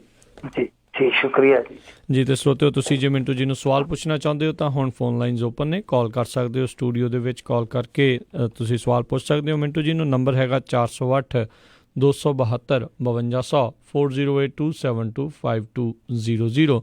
ਤੇ ਜੇ ਫੇਸਬੁੱਕ ਉੱਤੇ ਵੀ ਤੁਸੀਂ ਸੁਣ ਰਹੇ ਹੋ, ਜੇ ਉੱਥੇ ਵੀ ਤੁਸੀਂ ਸਵਾਲ ਪੁੱਛਣਾ ਚਾਹੁੰਦੇ ਹੋ ਤਾਂ ਫਿਰ ਤੁਸੀਂ ਉੱਥੇ ਵੀ ਸਵਾਲ ਪੁੱਛ ਸਕਦੇ ਹੋ। ਤੇ ਆਓ ਆਪਣੇ ਜਿਹੜੇ ਕਾਲਰਸ ਦੇ ਵੱਲ ਵੱਧਦੇ ਹਾਂ। ਆਪਣੇ ਨਾਲ ਜੁੜੇ ਹੋਏ ਨੇ ਬਲਦੇਵ ਸਿੰਘ ਜੀ। ਸਤਿ ਸ਼੍ਰੀ ਅਕਾਲ ਜੀ, ਸਵਾਗਤ ਹੈ ਜੀ। ਹੈਲੋ ਜੀ, ਬਲਦੇਵ ਸਿੰਘ ਨਾ ਜੀ। ਬਲਦੇਵ ਜੀ, ਕੀ ਸਵਾਲ ਹੈ ਤੁਹਾਡਾ? ਜੀ ਮੇਰੇ ਤੇ ਇੱਕ ਦੋ ਛੋਟਾ ਜਿਹਾ ਸਵਾਲ ਹੈ ਜੀ। ਹੈਗੇ ਤਾਂ ਹੈਗਾ ਵੀ ਬਹੁਤ ਵੱਡੇ ਨੇ। ਇੱਕ ਤਾਂ ਸਾਰੀ ਹਵਾ, ਪਾਣੀ ਤੇ ਧਰਤੀ ਇਹ ਸਾਰੀ ਪਲੂਟ ਹੋ ਗਈ ਆ। ਇਹਦੇ ਲਈ ਜਿਹੜੇ ਦਰਿਆਵਾਂ ਦੇ ਵਿੱਚ ਜਾਨਵਰ ਸੀ ਉਹ ਵੀ ਮਰ ਗਿਆ, ਤੇ ਜਿਹੜਾ ਪਾਣੀ ਪਲੂਟਡ ਹੋਇਆ ਪੀਣ ਨਾਲ ਲੋਕੀ ਵੀ ਮਰ ਰਹੇ। ਧਰਤੀ ਜਿਹੜੀ ਹੈਗੀ ਆ ਉਹਦੇ ਵਿੱਚੋਂ ਜਿਹੜੀ ਵੀ ਚੀਜ਼ ਪੈਦਾ ਹੁੰਦੀ ਆ ਉਹਦੇ ਵਿੱਚ ਇੰਨੀ ਯੂਰੀਆ ਵਗੈਰਾ ਹੁੰਦੀ ਆ, ਉਹ ਵੀ ਕਹਿਣ ਤੋਂ ਬਾਹਰ ਜੀ। ਹੁਣ ਇਹ ਵੀ ਇੱਕ ਮੈਂ ਖਬਰ ਪੜ੍ਹੀ ਸੀ ਵੀ ਜਿਹੜੇ ਦੁੱਧ ਦੇ ਸੈਂਪਲ ਭਰੇ ਸੀ ਜਾਂ ਖੋਏ ਦੇ ਸੈਂਪਲ ਭਰੇ ਸੀ ਦਵਾਈ ਤੇ ਦੁਸਹਿਰੇ ਦੇ ਆਲੇ ਦੁਆਲੇ, ਉਹਨਾਂ ਚੋਂ 60% ਜਿਹੜੇ ਸੈਂਪਲ ਆ ਉਹ ਫੇਲ ਹੋ ਗਏ। ਕੀ ਉਹਨਾਂ ਚੋਂ ਕਿਸੇ ਨੂੰ ਸਜ਼ਾ ਵੀ ਹੋਈ ਆ? ਔਰ ਇਹ ਵੀ ਮੈਂ ਪੜ੍ਹਿਆ ਸੀ ਵੀ ਸਜ਼ਾ ਇੰਨੀ ਥੋੜੀ ਰੱਖੀ ਆ ਵੀ ਉਹ ਤਾਂ ਕਹਿੰਦੇ ਵੀ ਸਾਡੇ ਤੋਂ ਤੁਸੀਂ ਹਰੇਕ ਮਹੀਨੇ ਇੰਨੇ ਪੈਸੇ ਲੈ ਲਿਆ ਕਰੋ। ਇਹਦੇ ਬਾਰੇ ਜਰਾ ਚਾਨਣਾ ਪਾਉਣਗੇ ਮਿੰਟੂ ਜੀ ਵੀ ਇਹ ਜਿਹੜਾ ਪ੍ਰਦੂਸ਼ਣ ਹੈਗਾ ਇਹ ਪਹਿਲਾਂ ਤਾਂ ਆ ਜਿਹੜਾ ਸੀਗਾ ਸਾਰਾ ਉੱਪਰ ਫੈਲਿਆ ਸੀ, ਹੁਣ ਜਿੱਦਾਂ ਤੁਸੀਂ ਕਹਿੰਦੇ ਪਾਰਟੀਆਂ ਵਿੱਚ ਵੀ ਬਹੁਤ ਫੈਲ ਗਿਆ ਜੀ ਜੀ। ਨਾ ਕਾਂਗਰਸ, ਨਾ ਆਮ ਪਾਰਟੀ, ਨਾ ਅਕਾਲੀ ਤੇ ਨਾ ਕੋਈ ਹੋਰ BJP, ਇਹਨਾਂ ਵਿੱਚ ਵੀ ਇੰਨਾ ਪ੍ਰਦੂਸ਼ਣ ਫੈਲਿਆ ਵੀ ਇੱਕ ਦੂਸਰੇ ਨੂੰ ਕੋਈ ਸੁਣਨਾ ਹੀ ਨਹੀਂ ਚਾਹੁੰਦਾ ਤੇ ਗਵਨ ਹੋਈ ਜਾਂਦੇ ਆ। ਜੀ ਜੀ ਜੀ ਮਿੰਟੂ ਜੀ। ਦੇਖੋ ਇਹ ਇੱਕ ਇਹੋ ਜਿਹਾ ਮੁੱਦਾ ਆ ਜਿਹਦੇ ਤੇ ਰਾਜਨੀਤੀ ਹੋਣੀ ਚਾਹੀਦੀ ਆ, ਪਰ ਅਫਸੋਸ ਦੀ ਗੱਲ ਆ ਕਿ ਜਿਹੜੇ ਮੁੱਦੇ ਤੇ ਰਾਜਨੀਤੀ ਹੋਣੀ ਚਾਹੀਦੀ ਉਹਦੇ ਤੇ ਨਹੀਂ ਹੈ। ਜਿੱਦਾਂ ਤੁਸੀਂ ਉਹ ਗੱਲ ਕੀਤੀ ਆ, ਤੁਸੀਂ ਹੋਰ ਛੱਡੋ, ਇੱਥੇ WHO ਦੀ ਇੱਕ ਰਿਪੋਰਟ ਆਈ ਸੀਗੀ ਪਿਛਲੇ ਮਹੀਨੇ, ਮੇਰੇ ਖਿਆਲ ਦੇ ਨਾਲ ਤੁਸੀਂ ਪੜ੍ਹੀ ਹੋਣੀ ਹੈ, ਜੇ ਨਹੀਂ ਤਾਂ ਤੁਹਾਨੂੰ ਲੱਭ ਵੀ ਜਾਊਗੀ। ਤਾਂ ਉਹਦੇ 'ਚ ਕਿਹਾ ਗਿਆ ਸੀਗਾ ਕਿ ਜਿੰਨਾ ਇੰਡੀਆ 'ਚ ਦੁੱਧ ਉਤਪਾਦ ਹੁੰਦਾ, ਮਤਲਬ ਕਿ ਪੈਦਾ ਹੁੰਦੀ ਹੈ, ਜਿੰਨੀ ਦੁੱਧ ਦੀ ਕੁੱਲ ਪੈਦਾਵਾਰ ਆ, ਤਾਂ ਉਹ ਤੇ ਸਪਲਾਈ ਦੇ ਹਿਸਾਬ ਦੇ ਨਾਲ ਜਿੰਨੀ ਚਾਹੀਦੀ ਹੈ ਡਿਮਾਂਡ ਦੇ ਅਨੁਸਾਰ ਉਹ ਸਾਰਾ 60% ਆ। 60% ਆ। 60% ਜਿਹੜਾ ਉਹ ਨਕਲੀ ਬਣਾਇਆ ਜਾਂਦਾ। ਹੁਣ ਜੇ ਇਹਨੂੰ ਆਪਾਂ ਲੈ ਕੇ ਚੱਲੀਏ ਤੇ ਦੁੱਧ ਆ ਜਿਹੜਾ, ਦੇਖੋ ਉਹ ਤੇ ਇੱਕ ਬੱਚੇ ਤੋਂ ਲੈ ਕੇ ਬਜ਼ੁਰਗ ਤੱਕ ਦੀ ਜ਼ਰੂਰਤ ਆ। ਆਪਾਂ ਚਾਹ ਦੇ ਰੂਪ 'ਚ ਵੀ ਪੀਂਦੇ ਹਾਂ, ਆਪਾਂ ਉੱਦਾਂ ਵੀ ਪੀਂਦੇ ਹਾਂ, ਕਿੰਨੇ ਦੁੱਧ ਤੋਂ ਬਣੇ ਪਦਾਰਥ ਖਾਂਦੇ ਹਾਂ। ਤਾਂ ਦੇਖ ਲਓ ਕਿ ਹਾਲੇ ਤੱਕ ਸਾਡਾ ਕੋਈ ਇਸ ਤਰ੍ਹਾਂ ਦਾ ਮੈਕੈਨਿਜ਼ਮ ਹੋਣ ਦੇ ਵਿੱਚ ਨਹੀਂ ਆਇਆ ਕਿ ਇਹੋ ਜਿਹੀ ਜਿਹੜੀ ਜ਼ਹਿਰੀ ਵਪਾਰ ਵਾਲੀ ਇੱਥੇ ਕਹਾਣੀ ਚੱਲਦੀ ਆ ਉਹਨੂੰ ਰੋਕਿਆ ਜਾ ਸਕੇ। ਇਹਨਾਂ ਨੇ ਸਖਤੀ ਕੀਤੀ, 4 ਕੁ ਦਿਨ ਸਖਤੀ ਹੋਈ, ਬਾਅਦ ਦੇ ਵਿੱਚ ਉਹ ਫੈਕਟਰੀਆਂ ਵਾਲੇ ਜਿਹੜੇ ਸੀਗੇ ਉਹਨਾਂ ਨੇ ਪਤਾ ਨਹੀਂ ਚੜਾਵਾ ਚੜਾ ਦਿੱਤਾ ਜਾਂ ਇਹਨਾਂ ਨੂੰ ਡਰਾਵਾ ਦੇ ਦਿੱਤਾ, ਕਿਉਂਕਿ ਡਰਾਵਾ ਵੀ ਇੱਕ ਹੁੰਦਾ ਨਾ, ਵਪਾਰੀਆਂ ਦੀ ਇੱਕ ਲੌਬੀ ਕੰਮ ਕਰਦੀ ਆ। ਇਹ ਚੁੱਪ-ਚਾਪ ਹੀ ਹੋ ਗਿਆ, ਸੋਨੇ ਹੋ ਗਿਆ। ਤਾਂ ਪਾਣੀਆਂ ਦਾ ਵੀ ਮੁੱਦਾ ਇਹੋ ਜਿਹਾ ਹੀ ਆ। ਦੇਖੋ ਦਰਿਆ ਜਿਹੜੇ ਆ, ਮੈਂ ਕਈ ਵਾਰ ਅੱਗੇ ਵੀ ਤੁਹਾਨੂੰ ਸ਼ਾਇਦ ਗੱਲ ਦੱਸੀ ਆ ਕਿ ਮੈਂ ਖੁਦ ਛੋਟਾ ਹੁੰਦਾ ਹੋਇਆ ਆੜਾ ਤੋਂ ਪਾਣੀ ਪੀਂਦਾ ਰਿਹਾ, ਖਾਲਿਆਂ ਚੋਂ, ਕਿਉਂਕਿ ਸਾਡੇ ਇੱਧਰ ਪਾਣੀ ਬਹੁਤ ਘੱਟ ਹੁੰਦਾ ਸੀਗਾ, ਬਹੁਤ ਘੱਟ ਹੁੰਦਾ ਸੀ, ਕਿਉਂਕਿ ਅਸੀਂ ਰਾਜਸਥਾਨ ਦੇ ਬਿਲਕੁਲ ਹੱਦ ਤੇ ਆ, ਤੇ ਜਿੱਥੇ ਕਿਤੇ ਪਾਣੀ ਖਲੋਤਾ ਹੋਣਾ ਉੱਥੋਂ ਪੀ ਲਿਆ ਜਾਂਦਾ ਸੀ। ਕਈ ਵਾਰ ਜਾਨਵਰ ਵੀ ਉੱਥੇ ਬੈਠੇ ਹੁੰਦੇ ਸੀਗੇ। ਸੋ ਕਹਿਣ ਦਾ ਮਤਲਬ ਇਹ ਹੈ ਕਿ ਉਹ ਤੇ ਅੱਜ ਦਾ ਦੌਰ ਦੇਖ ਲਓ ਕਿੰਨਾ ਕੁ ਫਰਕ ਹੈ। 20 ਸਾਲਾਂ ਦੇ ਵਿੱਚ ਸਾਰਾ ਕੁਝ ਹੋ ਗਿਆ, ਕਿਉਂਕਿ ਜੋ ਫੈਕਟਰੀਆਂ ਦੀ ਗੰਦਗੀ ਸੀ, ਜੋ ਸੀਵਰੇਜਾਂ ਦੀ ਗੰਦਗੀ ਸੀ, ਇੱਥੋਂ ਤੱਕ ਕਿ ਆ ਜੋ ਧਾਰਮਿਕ ਸਮੱਗਰੀ ਹੁੰਦੀ ਹੈ ਪੂਜਾ ਤੋਂ ਬਾਅਦ ਉਹ ਵੀ ਲੋਕ ਰੋੜੀ ਜਾਂਦੇ ਆ, ਸਾਬਣ ਪਤਾ ਨਹੀਂ ਕਿਆ ਕਿਆ ਕਾਸਟਿਕ ਕਿਆ ਕਿਆ ਕੈਮੀਕਲ ਵਿੱਚ ਸੁੱਟੀ ਜਾਂਦੇ ਆ। ਕੋਈ ਵੀ ਸਰਕਾਰ ਇਹਨਾਂ ਚੀਜ਼ਾਂ ਨੂੰ ਠੀਕ ਨਹੀਂ ਕਰ ਸਕਦੀ। ਤਾਂ ਸਭ ਤੋਂ ਜ਼ਰੂਰੀ ਚੀਜ਼ ਹੈ, ਕਿਉਂਕਿ ਸੰਵਿਧਾਨ ਹਰੇਕ ਨੂੰ ਜਿਉਣ ਦਾ ਹੱਕ ਦਿੰਦਾ, ਤੇ ਜੇ ਤੁਸੀਂ ਕਿਸੇ ਵੀ ਸਟੇਟ ਦਾ ਕਿਸੇ ਵੀ ਪ੍ਰਦੇਸ਼ ਦਾ ਪਾਣੀ ਹਵਾ ਪਲੀਤ ਕਰ ਦਿੰਦੇ ਹੋ ਤਾਂ ਇਹਦਾ ਮਤਲਬ ਆ ਕਿ ਸਭ ਤੋਂ ਵੱਡਾ ਤਾਂ ਤੁਸੀਂ ਸੰਵਿਧਾਨ ਦਾ ਘਾੜਾ ਮਾੜਾ ਕੀਤਾ, ਕਿਉਂਕਿ ਤੁਸੀਂ ਇੱਕ ਬੰਦੇ ਦਾ ਨਹੀਂ, ਹਜ਼ਾਰਾਂ ਬੰਦਿਆਂ ਦਾ ਨਹੀਂ, ਲੱਖਾਂ ਬੰਦਿਆਂ ਦਾ ਜਿਉਣ ਦਾ ਹੱਕ ਹੈ ਜਿਹੜਾ ਮਾਰ ਲਿਆ। ਤੇ ਇਹਨਾਂ ਬੰਦਿਆਂ ਤੇ ਹੱਥ ਕੜੀਆਂ ਲੱਗਣੀਆਂ ਚਾਹੀਦੀਆਂ ਜਿਨ੍ਹਾਂ ਨੂੰ ਅਸੀਂ ਸਰੋਪੇ ਦੇਈ ਜਾਂਦੇ ਆ। ਸਹੀ ਗੱਲ। ਪਤਾ ਨਹੀਂ ਲੋਕ ਵੀ ਕਦੋਂ ਇਸ ਚੀਜ਼ ਨੂੰ ਸਮਝਣਗੇ ਵੀ ਕੌਣ ਕਿੱਧਰੋਂ ਆਇਆ ਕੌਣ ਕਿੱਧਰ ਜਾ ਰਿਹਾ। ਉਹਦੀ ਥਾਂ ਦੇ ਉੱਤੇ ਇਹਨਾਂ ਮੁੱਦਿਆਂ ਦੇ ਉੱਤੇ ਵੀ ਸੁਚੇਤ ਹੋਣਗੇ। ਅਗਲੇ ਜਿਹੜੇ ਆਪਣੇ ਕਾਲਰ ਜੁੜੇ ਨੇ ਆਪਣੇ ਨਾਲ, ਨਿਰਮਲ ਸਿੰਘ ਜੀ, ਸਤਿ ਸ਼੍ਰੀ ਅਕਾਲ ਜੀ। ਨਿਰਮਲ ਸਿੰਘ ਲਾਲੀ ਜੀ। ਹਾਂਜੀ ਸਤਿ ਸ੍ਰੀ ਅਕਾਲ ਗੁਰਮਿੰਦੂ ਜੀ, ਸਤਿ ਸ੍ਰੀ ਅਕਾਲ। ਸਤਿ ਸ਼੍ਰੀ ਅਕਾਲ ਜੀ। ਮਿੰਟੂ ਜੀ, ਮੇਰਾ ਸਵਾਲ ਵੀ ਆ ਵਿੱਚ ਤੇ ਜਵਾਬ ਵੀ ਆ, ਤੇ ਮੈਂ ਥੋੜਾ ਜਿਹਾ ਤੁਹਾਡੇ ਵਿਚਾਰ ਲੈਣਾ ਚਾਹੁੰਦਾ ਸੀਗਾ ਇਸ ਗੱਲ ਬਾਰੇ ਕਿ ਸਾਡੀਆਂ ਗੱਲ ਹੋ ਚੁੱਕੀ ਆ ਵੀ ਸਰਕਾਰਾਂ ਸਾਡੀਆਂ ਕੀ ਕਰ ਰਹੀਆਂ, ਉਹਨਾਂ ਨੂੰ ਕਰਨਾ ਕੀ ਚਾਹੀਦਾ ਆ। ਉਹ ਆਪਣੇ ਫਰਜ਼ਾਂ ਤੇ ਜ਼ਿੰਮੇਵਾਰੀ ਤੋਂ ਭੱਜ ਰਹੀਆਂ ਹੈਗੀਆਂ ਆ। ਮਿਸਾਲ ਦੇ ਤੌਰ ਤੇ ਜਿਹੜਾ ਬਰਗਾੜੀ ਕਾਂਡ ਆ, ਇਹ ਜਾਂਚ ਕਰਨੇ ਨੂੰ ਕਿੰਨੀ ਦੇਰ ਤੋਂ ਜਾਂਚ ਇਹਦੀ ਕਰਾ ਰਹੇ ਆ। ਮੇਰਾ ਸਵਾਲ ਆ ਵੀ ਇਹ ਜਾਂਚ ਕਰਵਾਉਣ ਵਾਲੀ ਗੱਲ ਕਿਹੜੀ ਆ? ਦੋਸ਼ੀ ਤਾਂ ਸਾਫ਼ ਖੜੇ ਨਜ਼ਰ ਆ ਰਹੇ ਆ। ਉਹਨਾਂ ਵਿੱਚ ਤਿੰਨੇ ਬਾਦਲ ਆ, ਸੈਣੀ ਉਸ ਵੇਲੇ ਦਾ ਪੁਲਿਸ ਜਾਂ ਮੁਖੀ ਆ, ਤੇ ਪੁਲਿਸ ਕਰਮਚਾਰੀ ਆ ਜਿਨ੍ਹਾਂ ਨੇ ਗੋਲੀ ਚਲਾਈ ਆ। ਬਾਦਲ ਨੂੰ ਪੁੱਛਿਆ ਜਾਵੇ, ਜੇ ਉਹ ਕਹਿੰਦਾ ਮੈਂ ਨਹੀਂ ਚਲਾਈ, ਫਿਰ ਸੈਣੀ ਨੂੰ ਪੁੱਛਿਆ ਜਾਵੇ। ਜੇ ਸੈਣੀ ਕਹਿੰਦਾ ਮੈਂ ਨਹੀਂ ਚਲਾਈ ਤਾਂ ਫਿਰ ਉਹ ਜ਼ਿੰਮੇਵਾਰ ਆ ਕਿ ਉਸਨੇ ਪੁਲਿਸ ਨੇ ਐਕਸ਼ਨ ਕਿਉਂ ਨਹੀਂ ਲਿਆ? ਮੇਰਾ ਇੰਨਾ ਕੁ ਸਵਾਲ ਆ ਜੀ। ਨਹੀਂ ਦੇਖੋ, ਗੱਲ ਇਹ ਆ ਕਿ ਅਸੀਂ ਬਾਹਰ ਬੈਠੇ ਜਾਂ ਦੂਰ ਬੈਠੇ ਬਹੁਤ ਸਾਰੀਆਂ ਚੀਜ਼ਾਂ ਸੋਚਦੇ ਹਾਂ। ਸਾਡੀ ਨਜ਼ਰ ਦੇ ਵਿੱਚ ਕੁਝ ਚੀਜ਼ਾਂ ਜਿਹੜੀਆਂ ਨੇ ਉਹ ਸਪਸ਼ਟ ਹੁੰਦੀਆਂ, ਹਾਲਾਂਕਿ ਉਹ ਜਿਹੜੇ ਪ੍ਰਸ਼ਾਸਕੀ ਅਮਲੇ ਫੈਲੇ ਵਾਲੇ ਹੁੰਦੇ ਆ ਉਹਨਾਂ ਨੂੰ ਵੀ ਸਪਸ਼ਟ ਹੁੰਦੀਆਂ। ਪਰ ਰੌਲਾ ਇਹ ਆ, ਦੇਖੋ ਕਹਾਣੀਆਂ ਜਿਹੜੀਆਂ ਨਾ ਉਹ ਅਦਾਲਤਾਂ ਦੇ ਵਿੱਚ ਜਾ ਕੇ ਸਾਬਤ ਕਰਨੀਆਂ ਪਈਆਂ। ਧਾਰਨਾਵਾਂ ਉੱਥੇ ਨਹੀਂ ਖੜਦੀਆਂ। ਉੱਥੇ ਉਹਨਾਂ ਨੇ ਕਹਿਣਾ ਕਿ ਹਾਂ ਜਿਹੜੀ ਚੀਜ਼ ਤੁਸੀਂ ਲਿਖ ਕੇ ਲਿਆਏ ਜੇ ਕਿ ਆਹ ਫਲਾਣੇ ਨੇ ਆਹ ਕੰਮ ਕੀਤਾ, ਲਿਆਓ ਉਹਦਾ ਸਬੂਤ ਲਿਆਓ। ਤਾਂ ਇਹ ਵੀ ਜ਼ਰੂਰੀ ਹੈ ਨਾ, ਇਨਵੈਸਟੀਗੇਸ਼ਨ ਜ਼ਰੂਰੀ ਆ। ਪਰ ਇਨਵੈਸਟੀਗੇਸ਼ਨ ਇੰਨੀ ਜ਼ਿਆਦਾ ਸਲੋ ਤੇ ਇੰਨੀ ਜ਼ਿਆਦਾ ਪੇਚੀਦਾ, ਉਹਦੇ ਤੇ ਸਵਾਲ ਕਰਨਾ ਬਣਦਾ ਕਿ ਜਿੱਦਾਂ ਆਹ ਸਰਕਾਰ ਇਹ ਦਾਅਵਾ ਕਰਕੇ ਆਈ ਸੀਗੀ ਕਿ 15 ਦਿਨਾਂ 'ਚ ਅਸੀਂ ਕੰਮ ਮੁਕਾ ਦਿਆਂਗੇ। ਫਿਰ ਇਹਨਾਂ ਨੇ ਕਿਹਾ ਸੀਗਾ ਅਸੈਂਬਲੀ 'ਚ ਖੜ ਕੇ ਕਿ ਟਾਈਮ ਬਾਉਂਡਡ ਇਨਕੁਆਇਰੀ ਕਰਾਂਗੇ, ਫਿਰ ਉਹਦੇ ਤੋਂ ਵੀ ਭੱਜ ਗਏ। ਹੁਣ SIT ਦਾ ਕੰਮ ਹੈ ਜਿਹੜਾ ਉਹ ਠੀਕ ਹੈ ਚੱਲੀ ਜਾਂਦਾ, ਇਹਦੇ 'ਚ ਕੋਈ ਸ਼ੱਕ ਨਹੀਂ, ਕੋਈ ਦੋ ਰਾਏ ਨਹੀਂ ਗਾ, ਇਨਵੈਸਟੀਗੇਟ ਕਰੀ ਜਾਂਦੇ ਆ ਮਾਮਲਿਆਂ ਨੂੰ। ਪਰ ਰੌਲਾ ਇਹ ਆ ਕਿ ਉੱਤੋਂ ਕਾਨੂੰਨੀ ਅੜਚਨ ਇਹ ਮਾਮਲਾ ਹਾਈ ਕੋਰਟ ਦੇ ਵਿੱਚ ਵੀ ਪਿਆ। ਸੋ ਇਹ ਪੇਚੀਦਗੀਆਂ ਇੰਨੀਆਂ ਜ਼ਿਆਦਾ ਜਿਹੜੀਆਂ ਉਹਦਾ ਕੋਈ ਹੱਲ ਨਹੀਂ ਹੈਗਾ। ਜ਼ਰੂਰਤ ਤੇ ਇਸ ਗੱਲ ਦੀ ਆ ਕਿ ਇਹੋ ਜਿਹੇ ਸਿਸਟਮ ਦੇ ਵਿੱਚ ਜਿੱਥੇ ਕਿ ਬਹੁਤ ਵੱਡੀ ਗਿਣਤੀ ਹੈ ਧਰਮਾਂ ਦੀ, ਬਹੁਤ ਅਲੱਗ-ਅਲੱਗ ਰੰਗ ਨੇ, ਜਿੱਦਾਂ ਕਹਿ ਲਈਏ ਕਿ ਫੁਲਵਾੜੀ 'ਚ ਅਲੱਗ-ਅਲੱਗ ਰੰਗ ਦੇ ਫੁੱਲ ਆ, ਤਾਂ ਇੱਥੇ ਇਹੋ ਜਿਹਾ ਸਿਸਟਮ ਹੋਣਾ ਚਾਹੀਦਾ ਕਿ ਤੱਤ ਫੱਟ ਇਹਨਾਂ ਚੀਜ਼ਾਂ ਦਾ ਜਿਹੜਾ ਨਿਆਂ ਮਿਲੇ। ਸੋ ਇਹ ਠੀਕ ਆ ਤੁਹਾਡਾ ਮੰਨਣਾ ਕਿ ਫਲਾਣੇ ਬੰਦੇ ਨੂੰ ਜੇ ਫੜ ਲਈਏ, ਜੇ ਬੰਦੇ ਫੜਨਾ ਹੋਵੇ, ਜੇ ਬੰਦਾ ਲੱਭਣਾ ਹੋਵੇ ਔਰ ਕੰਮ ਤੇਜ਼ੀ ਨਾਲ ਕਰਨਾ ਹੋਵੇ, ਸਭ ਤੋਂ ਪਹਿਲਾਂ ਉਹ ਬੰਦਾ ਜਿਹੜਾ SDM ਸੀਗਾ ਉੱਥੋਂ ਦਾ ਜਾਂ ਜਿਹੜਾ DC ਸੀਗਾ ਉੱਥੋਂ ਦਾ, ਉਹਦੇ ਤੋਂ ਪੁੱਛਿਆ ਜਾ ਸਕਦਾ ਸੀ। ਕਿਉਂਕਿ ਹੇਠਲੇ ਪੱਧਰ ਤੇ ਜਿੱਦਾਂ ਸੁਖਬੀਰ ਬਾਦਲ ਨੇ ਇੱਕ ਚੀਜ਼ ਕਹੀ ਆ ਕਿ ਦੇਖੋ ਜੀ ਇਹ ਕੰਮ ਜਿਹੜਾ ਹੁੰਦਾ ਉਹ DC ਦਾ ਹੁੰਦਾ ਜਾਂ ਹੇਠਲੇ ਪੱਧਰ ਦੇ ਅਧਿਕਾਰੀਆਂ ਦਾ ਹੁੰਦਾ, ਸਾਡਾ ਕੋਈ ਲਾਗਾ ਦੇਗਾ ਨਹੀਂ ਇਹਦੇ ਨਾਲ।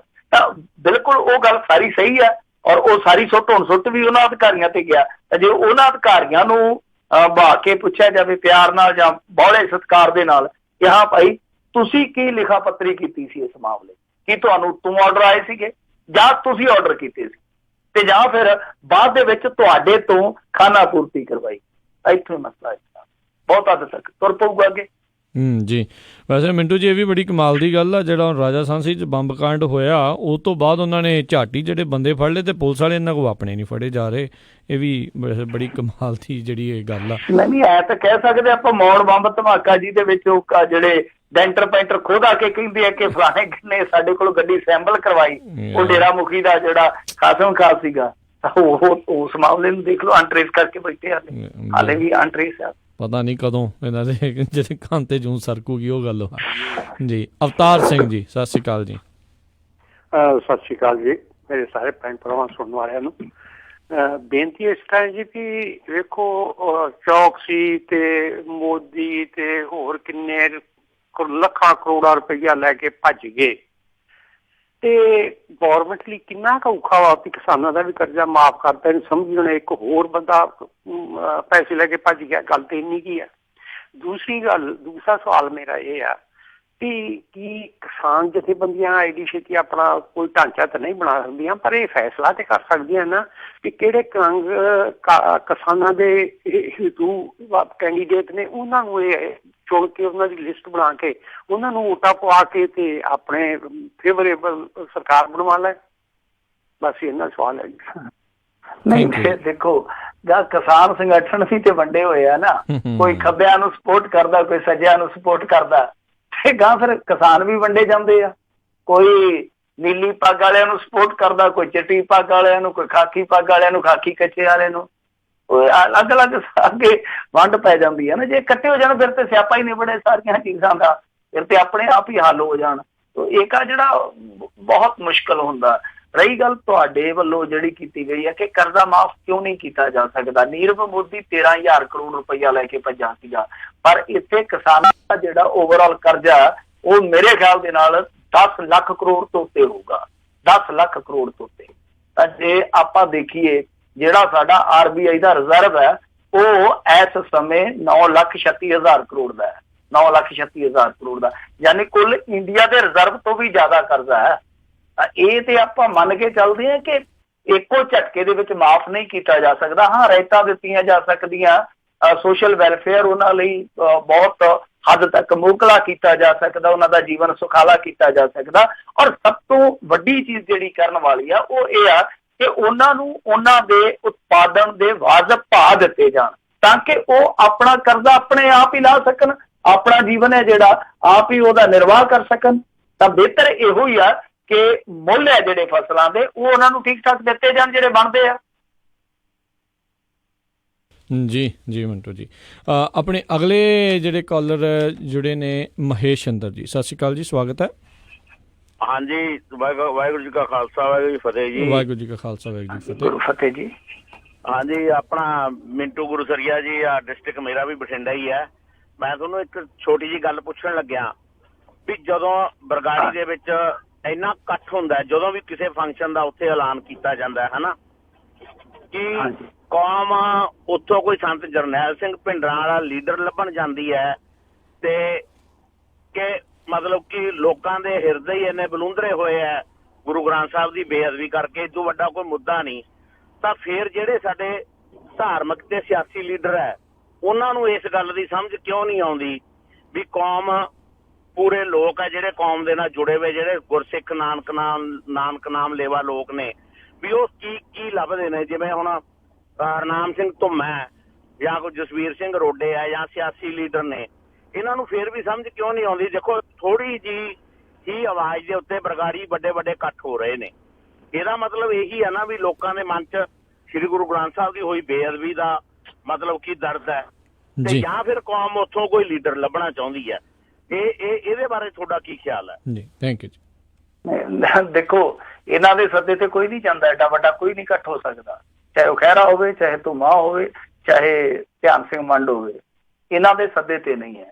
ਜਿਹੜੀ ਗੱਲ ਤੁਸੀਂ ਗੱਲ ਕਹੀ ਹੈ ਨਾ ਕਿ ਉਹ ਜੋ ਉਹਨਾਂ ਦਾ ਗੁਰੂ ਪ੍ਰਤੀ ਇੱਕ ਸਨੇਹ ਹੈ, ਆਸਥਾ ਹੈ, ਉਹਦੇ ਹੀ ਚੱਲਦਿਆਂ ਜਾਂਦੇ ਆ। ਕਿ ਜੋ ਕੁਛ ਵਾਪਰਿਆ ਉਹ ਬੜਾ ਦਿਲ ਕੰਬਾਊ ਸੀਗਾ, ਬੜਾ ਭਿਆਨਕ ਸੀਗਾ, ਬੜਾ ਦਰਦਦਾਇਕ ਸੀਗਾ, ਪੀੜਾਦਾਇਕ ਸੀਗਾ, ਉਹਦੇ ਕਰਕੇ ਜਾਂਦੇ ਇੱਕ ਜਜ਼ਬਾਤੀ ਮੁੱਦਾ। ਤੇ ਇੱਕ ਇਹ ਵੀ ਤੁਹਾਨੂੰ ਮੈਂ ਦੱਸ ਦੇਵਾਂ, ਜਿੰਨੀ ਕੁ ਮੈਨੂੰ ਸੂਝ ਬੂਝਿਆ, ਹੋ ਸਕਦਾ ਮੈਂ ਤੁਹਾਡੇ ਤੋਂ ਬਹੁਤ ਛੋਟਾ ਹੋਵਾਂ, ਪੰਜਾਬੀ ਵੋਟਰ ਹੈ ਜਿਹੜਾ, ਇੱਕ ਦਿੱਲੀ ਦਾ ਵੋਟਰ, ਇੱਕ ਪੰਜਾਬ ਦਾ ਵੋਟਰ, ਇੱਕ ਲਾ ਲਓ ਕਸ਼ਮੀਰ ਦਾ ਵੋਟਰ, ਇਹ 3-4 ਵੋਟਰ ਹੈ ਜਿਹੜੇ ਇੰਡੀਆ ਦੇ ਵਿੱਚ, ਜੇ ਤੁਸੀਂ ਜਾਂ ਸਾਊਥ ਵਾਲੇ ਵੋਟਰ ਹੈ ਜਿਹੜੇ, ਇਹਨਾਂ ਦੀ ਨਬਜ਼ ਟਟੋਲਣੀ ਹੈ ਜਿਹੜੀ ਬੜੀ ਔਖੀ ਆ। ਔਰ ਇਹ ਜਿਹੜੇ ਵੋਟਰ ਆ ਨਾ, ਇਹ ਬਹੁਤ ਕੁਛ ਵੇਖਦੇ ਆ, ਪੋਲੀਟੀਕਲੀ ਬਹੁਤ ਕੁਛ ਵੇਖਦੇ ਆ। ਉੱਥੇ ਇਹ ਜਿਹੜੇ ਮੁੱਦੇ ਆ ਨਾ, ਉੱਥੇ ਇਹਨਾਂ ਮੁੱਦਿਆਂ ਨੂੰ ਬਹੁਤ ਹੱਦ ਤੱਕ ਕਹਿ ਲਈਏ ਕਿ ਪਾਸੇ ਰੱਖ ਕੇ ਫਿਰ ਸਿਰਫ ਪੋਲੀਟੀਕਲ ਐਂਗਲ ਤੋਂ ਹੀ ਸੋਚਿਆ ਜਾਂਦਾ, ਵੇਖਿਆ ਜਾਂਦਾ। ਤਾਂ ਜਿੱਦਾਂ ਉਦਾਹਰਨ ਮੈਂ ਤੁਹਾਨੂੰ ਦੇ ਦਿੰਦਾ ਕਿ ਕਾਂਗਰਸ ਬਿਲਕੁਲ ਨਕੰਮੀ ਸਾਬਤ ਹੋ ਰਹੀ ਹੈ, ਬਿਲਕੁਲ ਘਟੀਆ ਕੰਮ ਕੀਤੇ ਉਹਨਾਂ ਨੇ ਹੁਣ ਤੱਕ। ਘਟੀਆ ਤੋਂ ਭਾਵ ਇਹ ਆ ਕਿ ਵਿਕਾਸ ਦੇ ਪੱਖੋਂ ਬਿਲਕੁਲ ਘਟੀਆ ਕਾਰਗੁਜ਼ਾਰੀ ਆ ਉਹਨਾਂ ਦੀ। ਪਰ ਜਿਹੜਾ ਇਲੈਕਸ਼ਨ ਹੋਊਗਾ ਲੋਕ ਸਭਾ ਦਾ, ਉਹਨਾਂ ਸਾਰੇ ਪਹੁੰਚ ਜਾਣੇ ਆ। ਕਿਉਂ? ਕਿਉਂਕਿ ਵੋਟਰ ਨੇ ਇਹੋ ਵੇਖਣਾ ਕਿ ਉੱਤੇ ਜਿਹਦੀ ਮਰਜ਼ੀ ਸਰਕਾਰ ਆ ਜਾਵੇ, ਹੇਠਾਂ ਸਰਕਾਰ ਇਹਨਾਂ ਦੀ ਆ, ਇੰਨੇ ਸਾਲ ਇਹਨਾਂ ਨੇ ਕੰਮ ਕਰਨਾ, ਅਸੀਂ ਹੇਠਲੇ ਪੱਧਰ ਤੇ ਇਹਨਾਂ ਤੋਂ ਕੰਮ ਲੈ। ਸੋ ਆਹ ਚੀਜ਼ ਜਿਹੜੀ ਆ ਨਾ, ਉਹ ਚੀਜ਼ ਵੇਖਣ ਵਾਲੀ ਆ। ਸੋ ਲੀਡਰ ਤੇ ਕੱਲਾ ਸਿੱਖ ਕੌਮ ਨੂੰ ਹੀ ਨਹੀਂ, ਤੁਸੀਂ ਸਾਰੇ ਪੰਜਾਬ ਨੂੰ ਲੈ ਕੇ ਚੱਲੋ, ਅਲੱਗ ਨਾ ਕਰੋ ਕਿਸੇ ਨੂੰ। ਸਾਰੇ ਪੰਜਾਬ ਨੂੰ ਹੀ ਯੋਗ ਲੀਡਰਸ਼ਿਪ ਦੀ ਜ਼ਰੂਰਤ ਆ ਸਰਦਾਰ ਸਾਹਿਬ। ਲੀਡਰ ਸਾਨੂੰ ਇਹੋ ਜਿਹਾ ਚਾਹੀਦਾ ਜਿਹੜਾ ਵਿਜ਼ਨਰੀ ਹੋਵੇ, ਜਿਹਦੇ ਕੋਲ ਏਜੰਡਾ ਵੀ ਹੋਵੇ, ਜਿਹਦੇ ਕੋਲ ਜੁਰਤ ਵੀ ਹੋਵੇ, ਜਿਹੜਾ ਦਿੱਲੀ ਦੀ ਅੱਖ 'ਚ ਅੱਖ ਪਾ ਕੇ ਕਵੇ ਕਿ ਸਾਡੇ ਪੰਜਾਬ ਦੇ ਹੱਕ ਜਿਹੜੇ ਉਹ ਇੱਥੇ ਰੱਖਾ। ਜੀ ਦਲਜੀਤ ਸਿੰਘ ਜੀ, ਸਤਿ ਸ੍ਰੀ ਅਕਾਲ ਜੀ। ਸਤਿ ਸ਼੍ਰੀ ਅਕਾਲ ਜੀ। ਮਿੰਟੂ ਜੀ, ਮੇਰੀ ਇੱਕ ਜਿਗਿਆਸਾ ਇਹ ਹੈ ਜੀ, ਬਈ ਕਿਸੇ ਟਾਈਮ ਦੇ ਉੱਤੇ ਕੈਪਟਨ ਤੋਂ ਦੂਜੇ ਨੰਬਰ ਤੇ ਗਿਣੇ ਜਾਣ ਵਾਲੇ ਆਪਣੇ ਮਨਪ੍ਰੀਤ ਬਾਦਲ ਜੀ ਅੱਜ ਕੱਲ ਕਿਹੜੀ ਭਗਤੀ 'ਚ ਲੀਨ ਨੇ? ਉਹ ਕਿਤੇ ਦਰਸ਼ਨ ਹੀ ਨਹੀਂ ਦਿੰਦੇ ਹੈਗੇ। ਨਹੀਂ, ਉਹ ਗਿਆ ਰਾਜਸਥਾਨ 'ਚ, ਪਹਿਲਾਂ ਤੇ 4 ਦਿਨ ਆਪਦੀ ਪੈਲੀ 'ਚ ਨੱਕੇ ਨੁੱਕੇ ਮੋੜਦਾ ਰਿਹਾ, ਫਿਰ ਉਸਨੂੰ ਬੀਜੀ ਸੋ ਉੱਥੇ, ਫਿਰ ਹੁਣ ਉਹ ਕੰਪੇਨ ਕਰਦਾ ਪਿਆ। ਉਹ ਵੀ ਕੰਪੇਨ 'ਚ ਆ। ਵੈਸੇ ਇਹ ਨਾ ਤੁਸੀਂ ਆਖੋ ਉਹ ਨਵਜੋਤ ਸਿੱਧੂ ਦੇ ਬਰੋਬਰ ਹੀ ਆ, ਉਹਨੂੰ ਵੀ ਇਹਨਾਂ ਨੇ ਕੌਮੀ ਪ੍ਰਚਾਰਕ ਦੇ ਤੌਰ ਤੇ ਉੱਥੇ ਲਾਇਆ ਹੋਇਆ, ਉਹਦੀ ਵੀ ਡਿਊਟੀ ਆ। ਕਿਉਂਕਿ ਰਾਜਸਥਾਨ ਦੇ ਵਿੱਚ ਇਹਨਾਂ ਦੀ ਜ਼ਮੀਨ ਹੈ ਸਰਦਾਰ ਸਾਹਿਬ ਬਾਦਲਾਂ ਦੀ, ਤਾਂ ਇਹਨਾਂ ਦੀਆਂ ਰਿਸ਼ਤੇਦਾਰੀਆਂ ਵੀ ਬਹੁਤ ਨੇ, ਤਾਂ ਉਹਨੂੰ ਰਾਜਸਥਾਨ ਦੇ ਵਿੱਚ ਜ਼ਿੰਮੇਵਾਰੀ ਦਿੱਤੀ ਹੋਈ ਆ, ਤਾਂ ਉਹ ਆਪਣਾ ਕੰਮ ਕਰੀ ਜਾ ਰਿਹਾ। ਪਰ ਜਿੱਥੇ ਕੰਮ ਕਰਨ ਦੀ ਜ਼ਰੂਰਤ ਸੀ ਉੱਥੇ ਉਹ ਨਕੰਮਾ ਹੀ ਸਾਬਤ ਹੋਇਆ। ਆਹ ਸ਼ਹਿਰੋ ਸ਼ਹਿਰੀ ਸੁਣਨੀ ਹੋਵੇ ਜਿੰਨੀ ਮਰਜ਼ੀ ਸੁਣ, ਵਾਰੇ ਨਹੀਂ ਆਉਣ ਦਿੱਤਾ। ਵਾਰੇ ਨਹੀਂ ਆਉਣ ਦਿੱਤਾ। ਖਜ਼ਾਨੇ ਦਾ ਪਤਾ ਨਹੀਂ ਕੀ ਬਣਨਾ ਹੈ। ਹਰਦਿਆਲ ਜੀ, ਉਹ ਤੇ ਉਹਨੂੰ ਪਿਆਰ ਨਾਲ ਖਾਲੀ ਖਜ਼ਾਨਾ ਮੰਤਰੀ ਵੀ ਕਹਿ ਦੇਗਾ ਜੀ। ਢੀਂਡਸੇ ਤੋਂ ਬਾਅਦ ਹੁਣ ਇਹਨਾਂ ਦੀ ਵਾਰੀ ਆ। ਹਰਦਿਆਲ ਜੀ ਸਤਿ ਸ਼੍ਰੀ ਅਕਾਲ। ਸਤਿ ਸ਼੍ਰੀ ਅਕਾਲ ਭਾਜੀ। ਮਿੰਟੂ ਜੀ ਸਤਿ ਸ਼੍ਰੀ ਅਕਾਲ। ਮਿੰਟੂ ਜੀ ਸਤਿ ਸ਼੍ਰੀ ਅਕਾਲ ਜੀ। ਜੀ ਸਤਿ ਸ਼੍ਰੀ ਅਕਾਲ ਜੀ। ਮੇਰਾ ਸਵਾਲ ਹੈ ਜੀ, ਇੱਕ ਦੇਖੀ ਸੀਗੀ ਆਪਣੀ ਵੀਡੀਓ ਦੇਖੀ ਸੀਗੀ ਫੇਸਬੁੱਕ ਤੇ, ਉਹ ਮੇਰਾ ਜਗਬਾਣੀ ਦੀ ਸੀਗੀ, ਤਾਂ ਉਹ ਜਿਹੜਾ ਬੰਦਾ ਉੱਥੇ ਖੜਾ ਆ ਡੇਰੇ ਦੇ ਮੂਹਰੇ, ਉਹਨੂੰ ਪੁੱਛਿਆ ਬੰਦੇ ਕੌਣ ਸੀਗੇ, ਉਹ ਕਹਿੰਦਾ ਮੋਨੇ ਸੀ। ਤੇ ਇਹ ਸਿੱਖਾਂ ਨੂੰ ਫੜੀ ਜਾਂਦੇ, ਕੀ ਗੱਲ ਇਹਨਾਂ ਨੂੰ ਉਹ ਸਾਹਮਣੇ ਦੀਦਾ ਨਹੀਂ ਹੈਗਾ? ਫੇਰ ਸਿੱਖ ਹੀ ਦੀਦੇ ਇਹਨਾਂ ਨੂੰ ਬੰਬ ਫਟਾਉਣ ਵਾਲੇ ਜੀ। ਉਹ ਤੇ ਇਹ ਵੀ ਕਹਿੰਦਾ ਸੀਗਾ ਕਿ ਅੰਦਰ ਫਾਇਰਿੰਗ ਹੋਈ ਆ, ਜਦ ਕਿ ਫਾਇਰਿੰਗ ਤੇ ਹੋਈ ਵੀ ਨਹੀਂ। ਜੀ ਜੀ। ਉਹ ਤੇ ਇਹ ਵੀ ਗੱਲ ਕਹਿੰਦਾ। ਦੇਖੋ ਇੱਕ ਜਿਹੜਾ ਸੀਗਾ ਨਾ ਉਹਨਾਂ ਦੇ ਵਿੱਚੋਂ, ਇੱਕ ਨੇ ਇਹ ਗੱਲ ਕਹੀ ਆ ਕਿ ਦਸਤਾਰਧਾਰੀ ਸੀ, ਇੱਕ ਨੇ ਉਹ ਜਿਹਨੇ ਕਿਹਾ, ਪਰ ਉਹ ਬੰਦਾ ਜਿਹੜਾ ਉਹ ਤੇ ਇਹ ਕਹੀ ਜਾਂਦਾ ਅੰਦਰ ਫਾਇਰਿੰਗ ਹੋਈ। ਫਾਇਰ ਤੇ ਇੱਥੇ ਹੋਇਆ ਹੀ ਕੋਈ ਨਹੀਂ, ਕਹਿੰਦਾ ਜਿਨ੍ਹਾਂ ਨੇ ਫਾਇਰਿੰਗ ਕੀਤੀ ਅੰਦਰ। ਤੋ ਇਹ ਵਿਰੋਧਾਭਾਸ ਆ। ਬਾਕੀ ਦੇਖੋ ਆਪਾਂ ਜੋ ਮਰਜ਼ੀ ਕਹੀ ਜਾਈਏ, ਇੱਕ ਤੇ ਆ ਕਿ ਵਿਕਰਮਜੀਤ ਸਿੰਘ ਨੇ ਖੁਦ ਆ ਕੇ ਸਟੇਟਮੈਂਟ ਦਿੱਤੀ ਆ ਕੈਮਰਿਆਂ ਦੇ ਸਾਹਮਣੇ। ਹੁਣ ਜਦੋਂ ਤੱਕ ਉਹ ਆਪਣੀ ਪਹਿਲੀ ਸਟੇਟਮੈਂਟ ਨੂੰ ਨਕਾਰਦਾ ਨਹੀਂ ਕਿਤੇ ਆ ਕੇ ਕਿ ਹਾਂਜੀ ਉਹ ਮੈਂ ਦਬਾਅ ਹੇਠ ਦਿੱਤੀ ਆ, ਜਾਂ ਮੈਨੂੰ ਮਜਬੂਰ ਕੀਤਾ ਗਿਆ, ਜਾਂ ਮੈਨੂੰ ਕੋਈ ਲਾਲਚ ਦਿੱਤਾ ਗਿਆ, ਫਿਰ ਤੇ ਆਪਾਂ ਦੂਜੀ ਗੱਲ ਕਰੀਏ। ਹਾਲ ਦੀ ਘੜੀ ਤੇ ਹੁਣ ਟ੍ਰਾਇਲ ਜਿਹੜਾ ਉਹ ਚੱਲ ਪਿਆ, ਟ੍ਰਾਇਲ ਦੇ ਬਾਅਦ ਹੀ ਪਤਾ ਲੱਗੂਗਾ, ਨਿਸਤਾਰ ਹੋਊਗਾ ਕਿ ਇਸ ਕਹਾਣੀ ਦੇ ਵਿੱਚ ਕਿੰਨਾ ਕੁ ਦਮ ਸੀਗਾ। ਕਿਉਂਕਿ ਦੂਸਰੇ ਬਾਰੇ ਵੀ ਕਿਹਾ ਗਿਆ ਉਹਦੇ ਪੇਰੈਂਟਸ ਵੱਲੋਂ ਕਿ ਇਹਦਾ ਕੋਈ ਅਪਰਾਧਿਕ ਪਿਛੋਕੜ ਨਹੀਂ ਹੈਗਾ, ਕੋਈ ਕ੍ਰਿਮੀਨਲ ਰਿਕਾਰਡ ਨਹੀਂ, ਜਦ ਕਿ ਬਾਅਦ ਦੇ ਵਿੱਚ ਇੱਕ ਚੀਜ਼ ਨਿਕਲ ਆਈ ਕਿ ਇੰਦਰ ਸਿੰਘ ਘੱਗਾ ਤੇ ਹਮਲਾ ਕਰਨ ਦਾ ਉਹਦੇ ਤੇ ਮਾਮਲਾ ਦਰਜ ਹੋਇਆ ਗਿਆ। ਜੀ ਜੀ। ਅਗਲੇ ਕਾਲਰ ਆਪਣੇ ਨਾਲ ਜੁੜੇ ਨੇ ਜਤਿੰਦਰ ਜੀ। ਸਤਿ ਸ਼੍ਰੀ ਅਕਾਲ ਜੀ। ਸਤਿ ਸ਼੍ਰੀ ਅਕਾਲ ਜੀ। ਸਤਿ ਸ਼੍ਰੀ ਅਕਾਲ। ਸਤਿ ਸ਼੍ਰੀ ਅਕਾਲ ਮਿੰਟੂ ਭਾਈ ਜੀ। ਸਤਿ ਸ਼੍ਰੀ ਅਕਾਲ ਜੀ ਭਾਜੀ। ਮੇਰਾ ਇੱਕ ਛੋਟਾ ਜਿਹਾ ਕੁਐਸਚਨ ਹੈ, ਬਸ ਥੋੜੀ ਜਿਹੀ ਚੀਜ਼ ਤੋਂ ਪਹਿਲਾਂ ਮੈਂ ਤੁਹਾਨੂੰ ਦੱਸਣਾ ਚਾਹਣਾ। ਮੈਂ ਇੱਕ ਫੈਮਿਲੀ ਤੋਂ ਬਿਲੋਂਗ ਕਰਦਾ ਜਿਸ ਚ ਲਾਈਕ 4-5 ਮੈਂਬਰ ਪੁਲਿਸ ਵਾਲੇ ਸੀਗੇ, ਐਂਡ ਸਾਡੀ ਫੈਮਿਲੀ ਚੋਂ ਬਹੁਤ ਜ਼ਿਆਦਾ ਲਾਈਕ ਸੰਤ ਜਰਨੈਲ ਸਿੰਘ ਜੀ ਭਿੰਡਰਾਂ ਵਾਲੇ ਨੂੰ ਮੰਨਣ ਵਾਲੇ ਸੀਗੇ। ਸੋ ਮੈਂ ਦੋਨੇ ਚੀਜ਼ਾਂ ਨੂੰ ਦੇਖਦਾ ਹੋਇਆ ਵੱਡਾ ਹੋਇਆ, ਰਾਈਟ। ਸੋ ਮੇਰੇ ਫਾਦਰ ਸਾਹਿਬ ਮੁਕਤਸਰ ਦੇ ਵਿੱਚ ਹੀ ਪੋਸਟਡ ਸੀਗੇ, ਹੀ ਇਜ਼ ਨਾਟ ਐਨੀ ਮੋਰ। ਉਹਨਾਂ ਦੇ ਵੱਡੇ ਅਫਸਰ ਨੇ ਉਹਨਾਂ ਨੂੰ ਇੱਕ ਵਾਰੀ ਕਿਹਾ ਵੀ ਜਾ ਕੇ ਤੁਸੀਂ ਆਹ ਫੈਮਿਲੀ ਦਾ ਇਨਕਾਊਂਟਰ ਕਰਕੇ, ਇਸ ਸਿੱਖ ਫੈਮਿਲੀ, ਸਾਨੂੰ ਰਿਪੋਰਟ ਕਰੋ ਬੈਕ। ਮੇਰੇ ਫਾਦਰ ਸਾਹਿਬ ਰਾਤ ਨੂੰ ਜਾ ਕੇ ਉਹਨਾਂ ਫੈਮਿਲੀ ਵਾਲਿਆਂ ਨੂੰ ਭਜਾ ਆਏ। ਉਹ ਕਹਿੰਦੇ ਵੀ ਜੇ ਮੈਂ ਨਹੀਂ ਮਾਰੂੰਗਾ ਤਾਂ ਕੋਈ ਹੋਰ ਮਾਰ ਦੂਗਾ, ਤੁਸੀਂ ਇੱਥੋਂ ਭੱਜੋ ਆਪਣੇ ਘਰੋਂ। ਜੋ ਸਵੇਰੇ ਪੁਲਿਸ ਗਈ, ਤਾਲੇ ਲੱਗੇ ਦੇਖੇ, ਤੇ ਉਹ ਮੇਰੇ ਫਾਦਰ ਸਾਹਿਬ ਨੂੰ ਇਕੱਲੇ ਨੂੰ ਪਤਾ ਸੀ ਇਹ ਗੱਲ। ਇਟਸ ਵੈਰੀ ਕੰਫੀਡੈਂਸ਼ੀਅਲ, ਪਰ ਮੈਂ ਦੱਸਣਾ ਚਾਹਣਾ।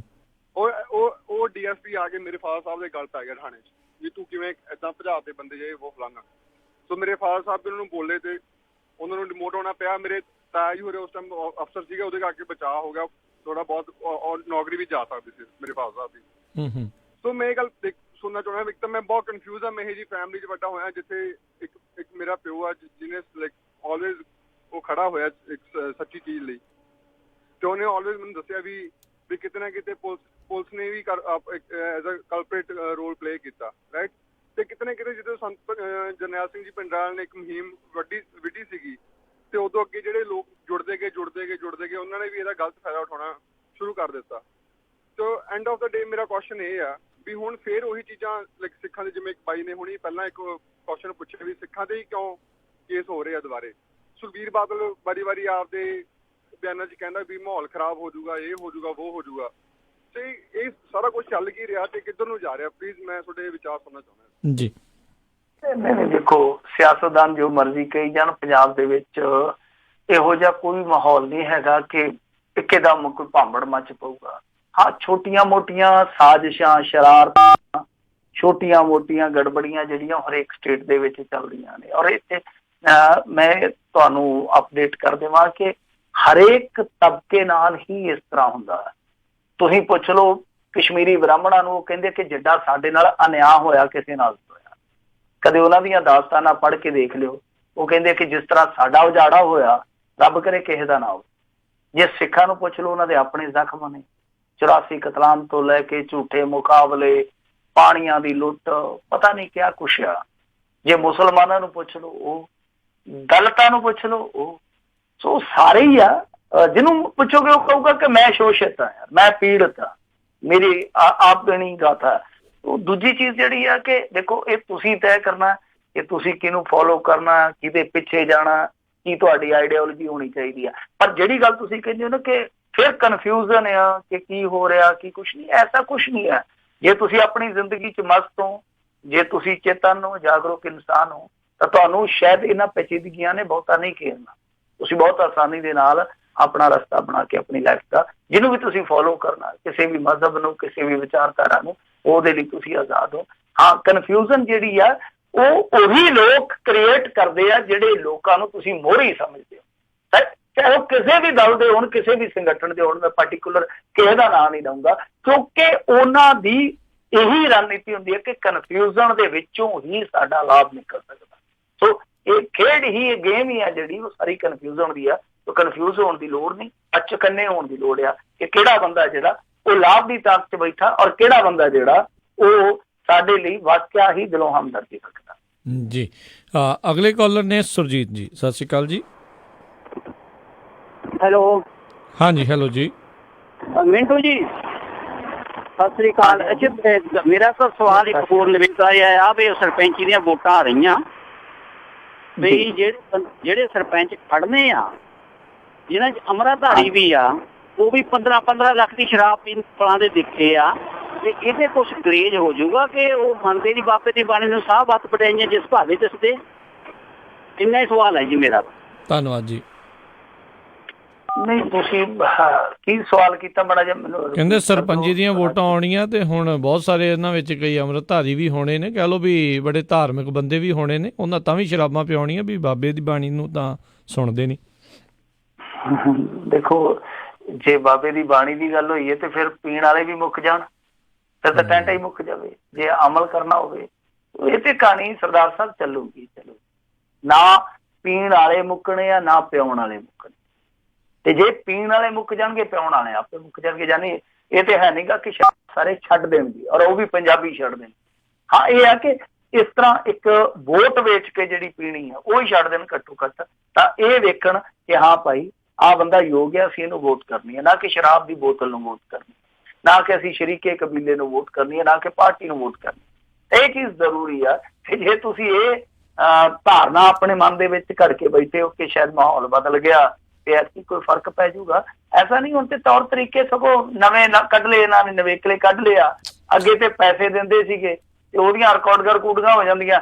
ਅੱਜ ਕੱਲ੍ਹ ਸਿੱਧੀਆਂ ਪਰਚੀਆਂ ਚਲੇ ਜਾਂਦੀਆਂ ਤੇ ਤੇਰੀਆਂ ਕਿੰਨੀਆਂ ਵੋਟਾਂ, ਤੇਰੇ ਘਰ ਦੀਆਂ 5, ਆ ਕਹਿੰਦੇ ਚੱਕ, ਆ ਫਲਾਣੀ ਦੁਕਾਨ ਤੇ ਜਾ ਕੇ ਤੇ ਇੰਨਾ ਸਮਾਨ ਚੱਕ ਲਿਆ।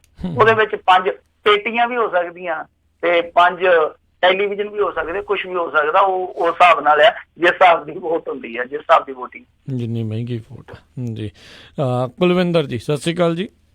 ਸਤਿ ਸ਼੍ਰੀ ਅਕਾਲ ਜੀ। ਸਤਿ ਸ਼੍ਰੀ ਅਕਾਲ ਭਾਜੀ, ਮੈਂ ਮਿੰਟੂ ਭਾਜੀ ਨਾਲ ਗੱਲ ਕਰਨਾ ਚਾਹੁੰਦਾ ਜੀ। ਸਤਿ ਸ਼੍ਰੀ ਅਕਾਲ ਮਿੰਟੂ ਭਾਜੀ। ਹਾਂਜੀ, ਸਤਿ ਸ਼੍ਰੀ ਅਕਾਲ ਜੀ ਵੀਰੇ। ਸਤਿ ਸ਼੍ਰੀ ਅਕਾਲ ਜੀ। ਹਾਂਜੀ ਭਾਜੀ, ਮੈਂ ਤੁਹਾਡੇ ਗਾਹਾਂ ਗੰਗਾ ਨਗਰ ਤੋਂ ਆ ਜੀ, ਤੁਹਾਡੇ ਨੇੜੇ ਹੀ ਆ, ਗੁਆਂਢੀ ਆ। ਵੈਰੀ ਗੁੱਡ, ਗਵਾਂਢੀ ਜੀ, ਬਿਲਕੁਲ। ਹਾਂਜੀ ਹਾਂਜੀ ਭਾਈ, ਮੈਂ ਭਾਈ ਤੁਹਾਡੀ ਕਿਤਾਬ ਲੈ ਕੇ ਆਇਆ ਸੀਗਾ ਅਜੂਬਾ ਸਿਟੀਓਂ। ਉਹ ਹਾਂਜੀ, ਉੱਪਰ ਤੁਹਾਡੀ ਫੋਟੋ ਵੀ ਆ, ਮੇਰੇ ਖਿਆਲ ਤੁਹਾਨੂੰ ਪਤਾ ਹੀ ਹੋਣਾ। ਜੀ ਜੀ ਜੀ ਬਿਲਕੁਲ। ਉਹ ਪੜ੍ਹੀ ਸਾਰੀ ਜੀ ਉਹ ਬਿਲਕੁਲ।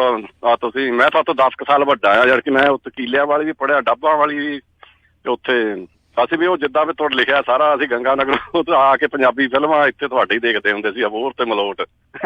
ਜੀ ਜੀ, ਆਉਂਦੇ ਵੀ ਤੁਹਾਡੇ ਵਾਲੇ ਟਾਈਮ 'ਚ ਹੀ ਹੁੰਦੇ ਸੀ, ਸਵੇਰ ਦੇ 2 ਪੀਰੀਅਡ ਲਾ ਕੇ ਸ਼ਾਮ ਦੇ ਵੇ ਜਾ ਕੇ ਲਾ ਲੈਣੇ।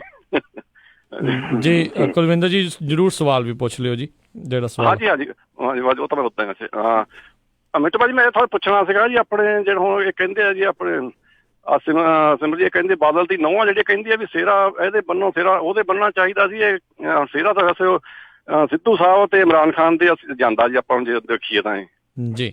ਇਹ ਫਿਰ ਇਹ ਹੁਣ ਉੱਥੇ ਫੋਟੋਆਂ ਵੀ ਦੇਖੀਆਂ ਸੀ, ਇਹਦੇ ਨਾਲ ਬੈਠੇ ਉੱਥੇ ਆਪਣੇ ਸਾਰੇ ਪਾਕਿਸਤਾਨ ਗਈ ਆ ਸਾਰੇ। ਏਦਾਂ ਜਦੋਂ ਸਿੱਧੂ ਦੀ ਗੱਲ ਹੋ ਰਹੀ ਸੀ ਤਾਂ ਸਾਰੇ ਇੰਨੇ ਖੁਸ਼ ਹੁੰਦੇ ਸੀ, ਤੇ ਇਹ ਏਦਾਂ ਬੈਠੇ ਆਰਾਮ ਨਾਲ, ਜਿੱਦਾਂ ਨਾ ਇਹ ਮੂੰਹ ਮੁਸਕਾਨ, ਨਾ ਕੋਈ ਤਾੜੀ ਮਾਰੀ, ਕੱਖ ਨਹੀਂ ਜਾਣ ਕੇ ਨੇ ਕੀਤਾ।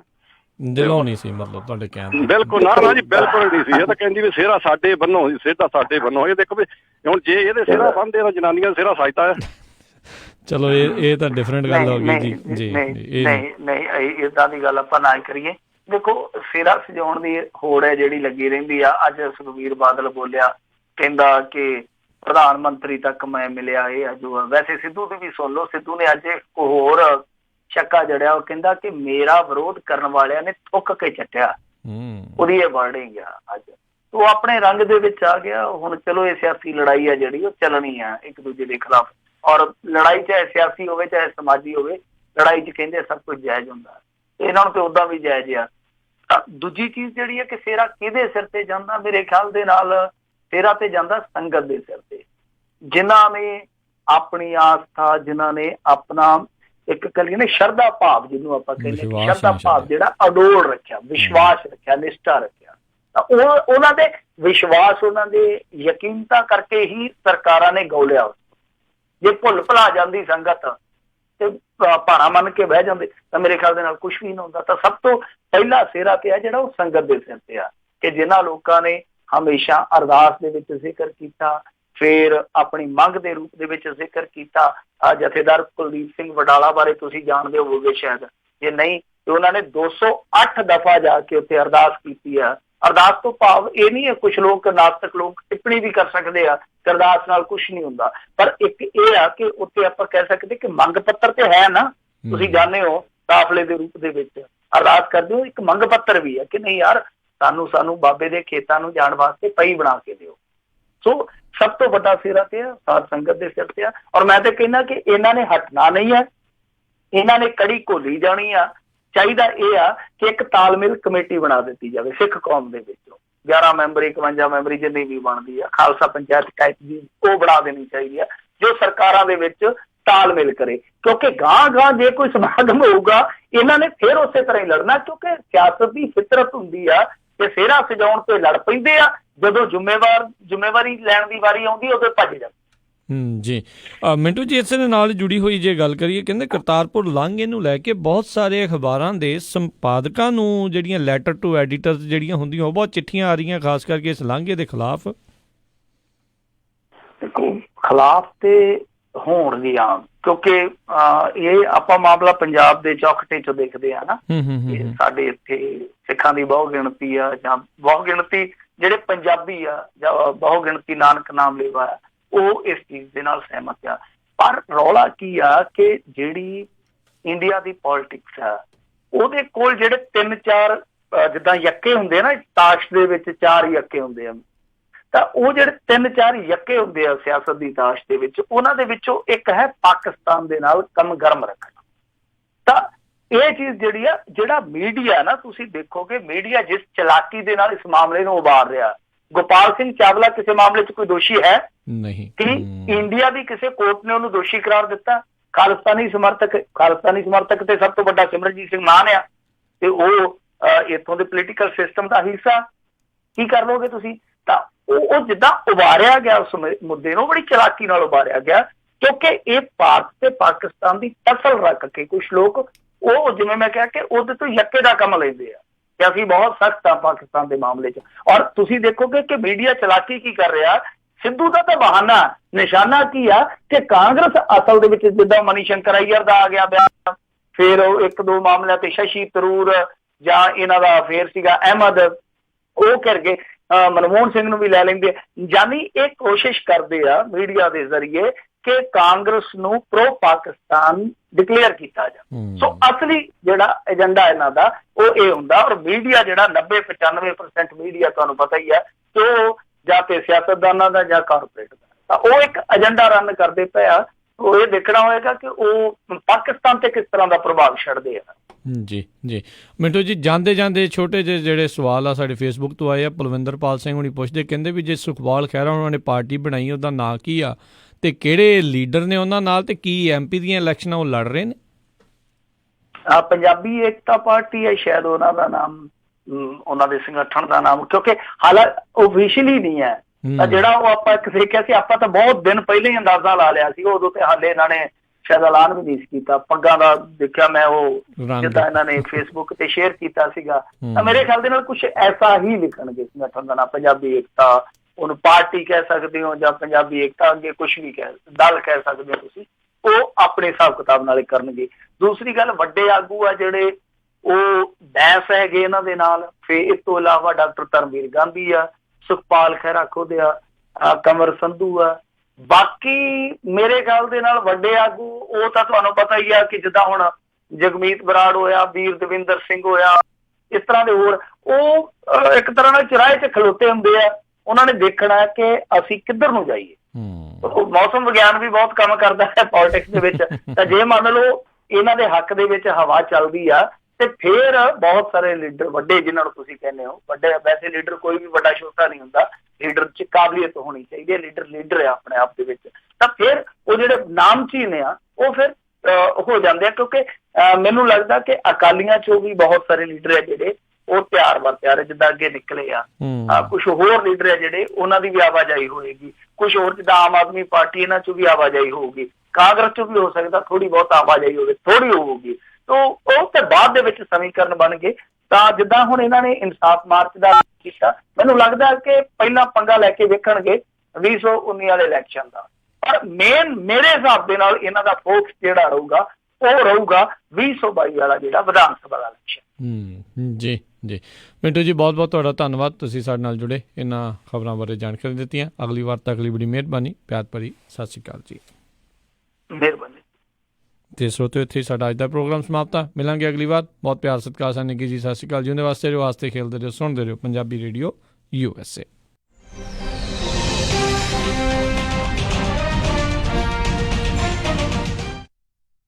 ਤੁਸੀਂ ਸੁਣ ਰਹੇ ਹੋ ਪੰਜਾਬੀ ਰੇਡੀਓ USA KOBO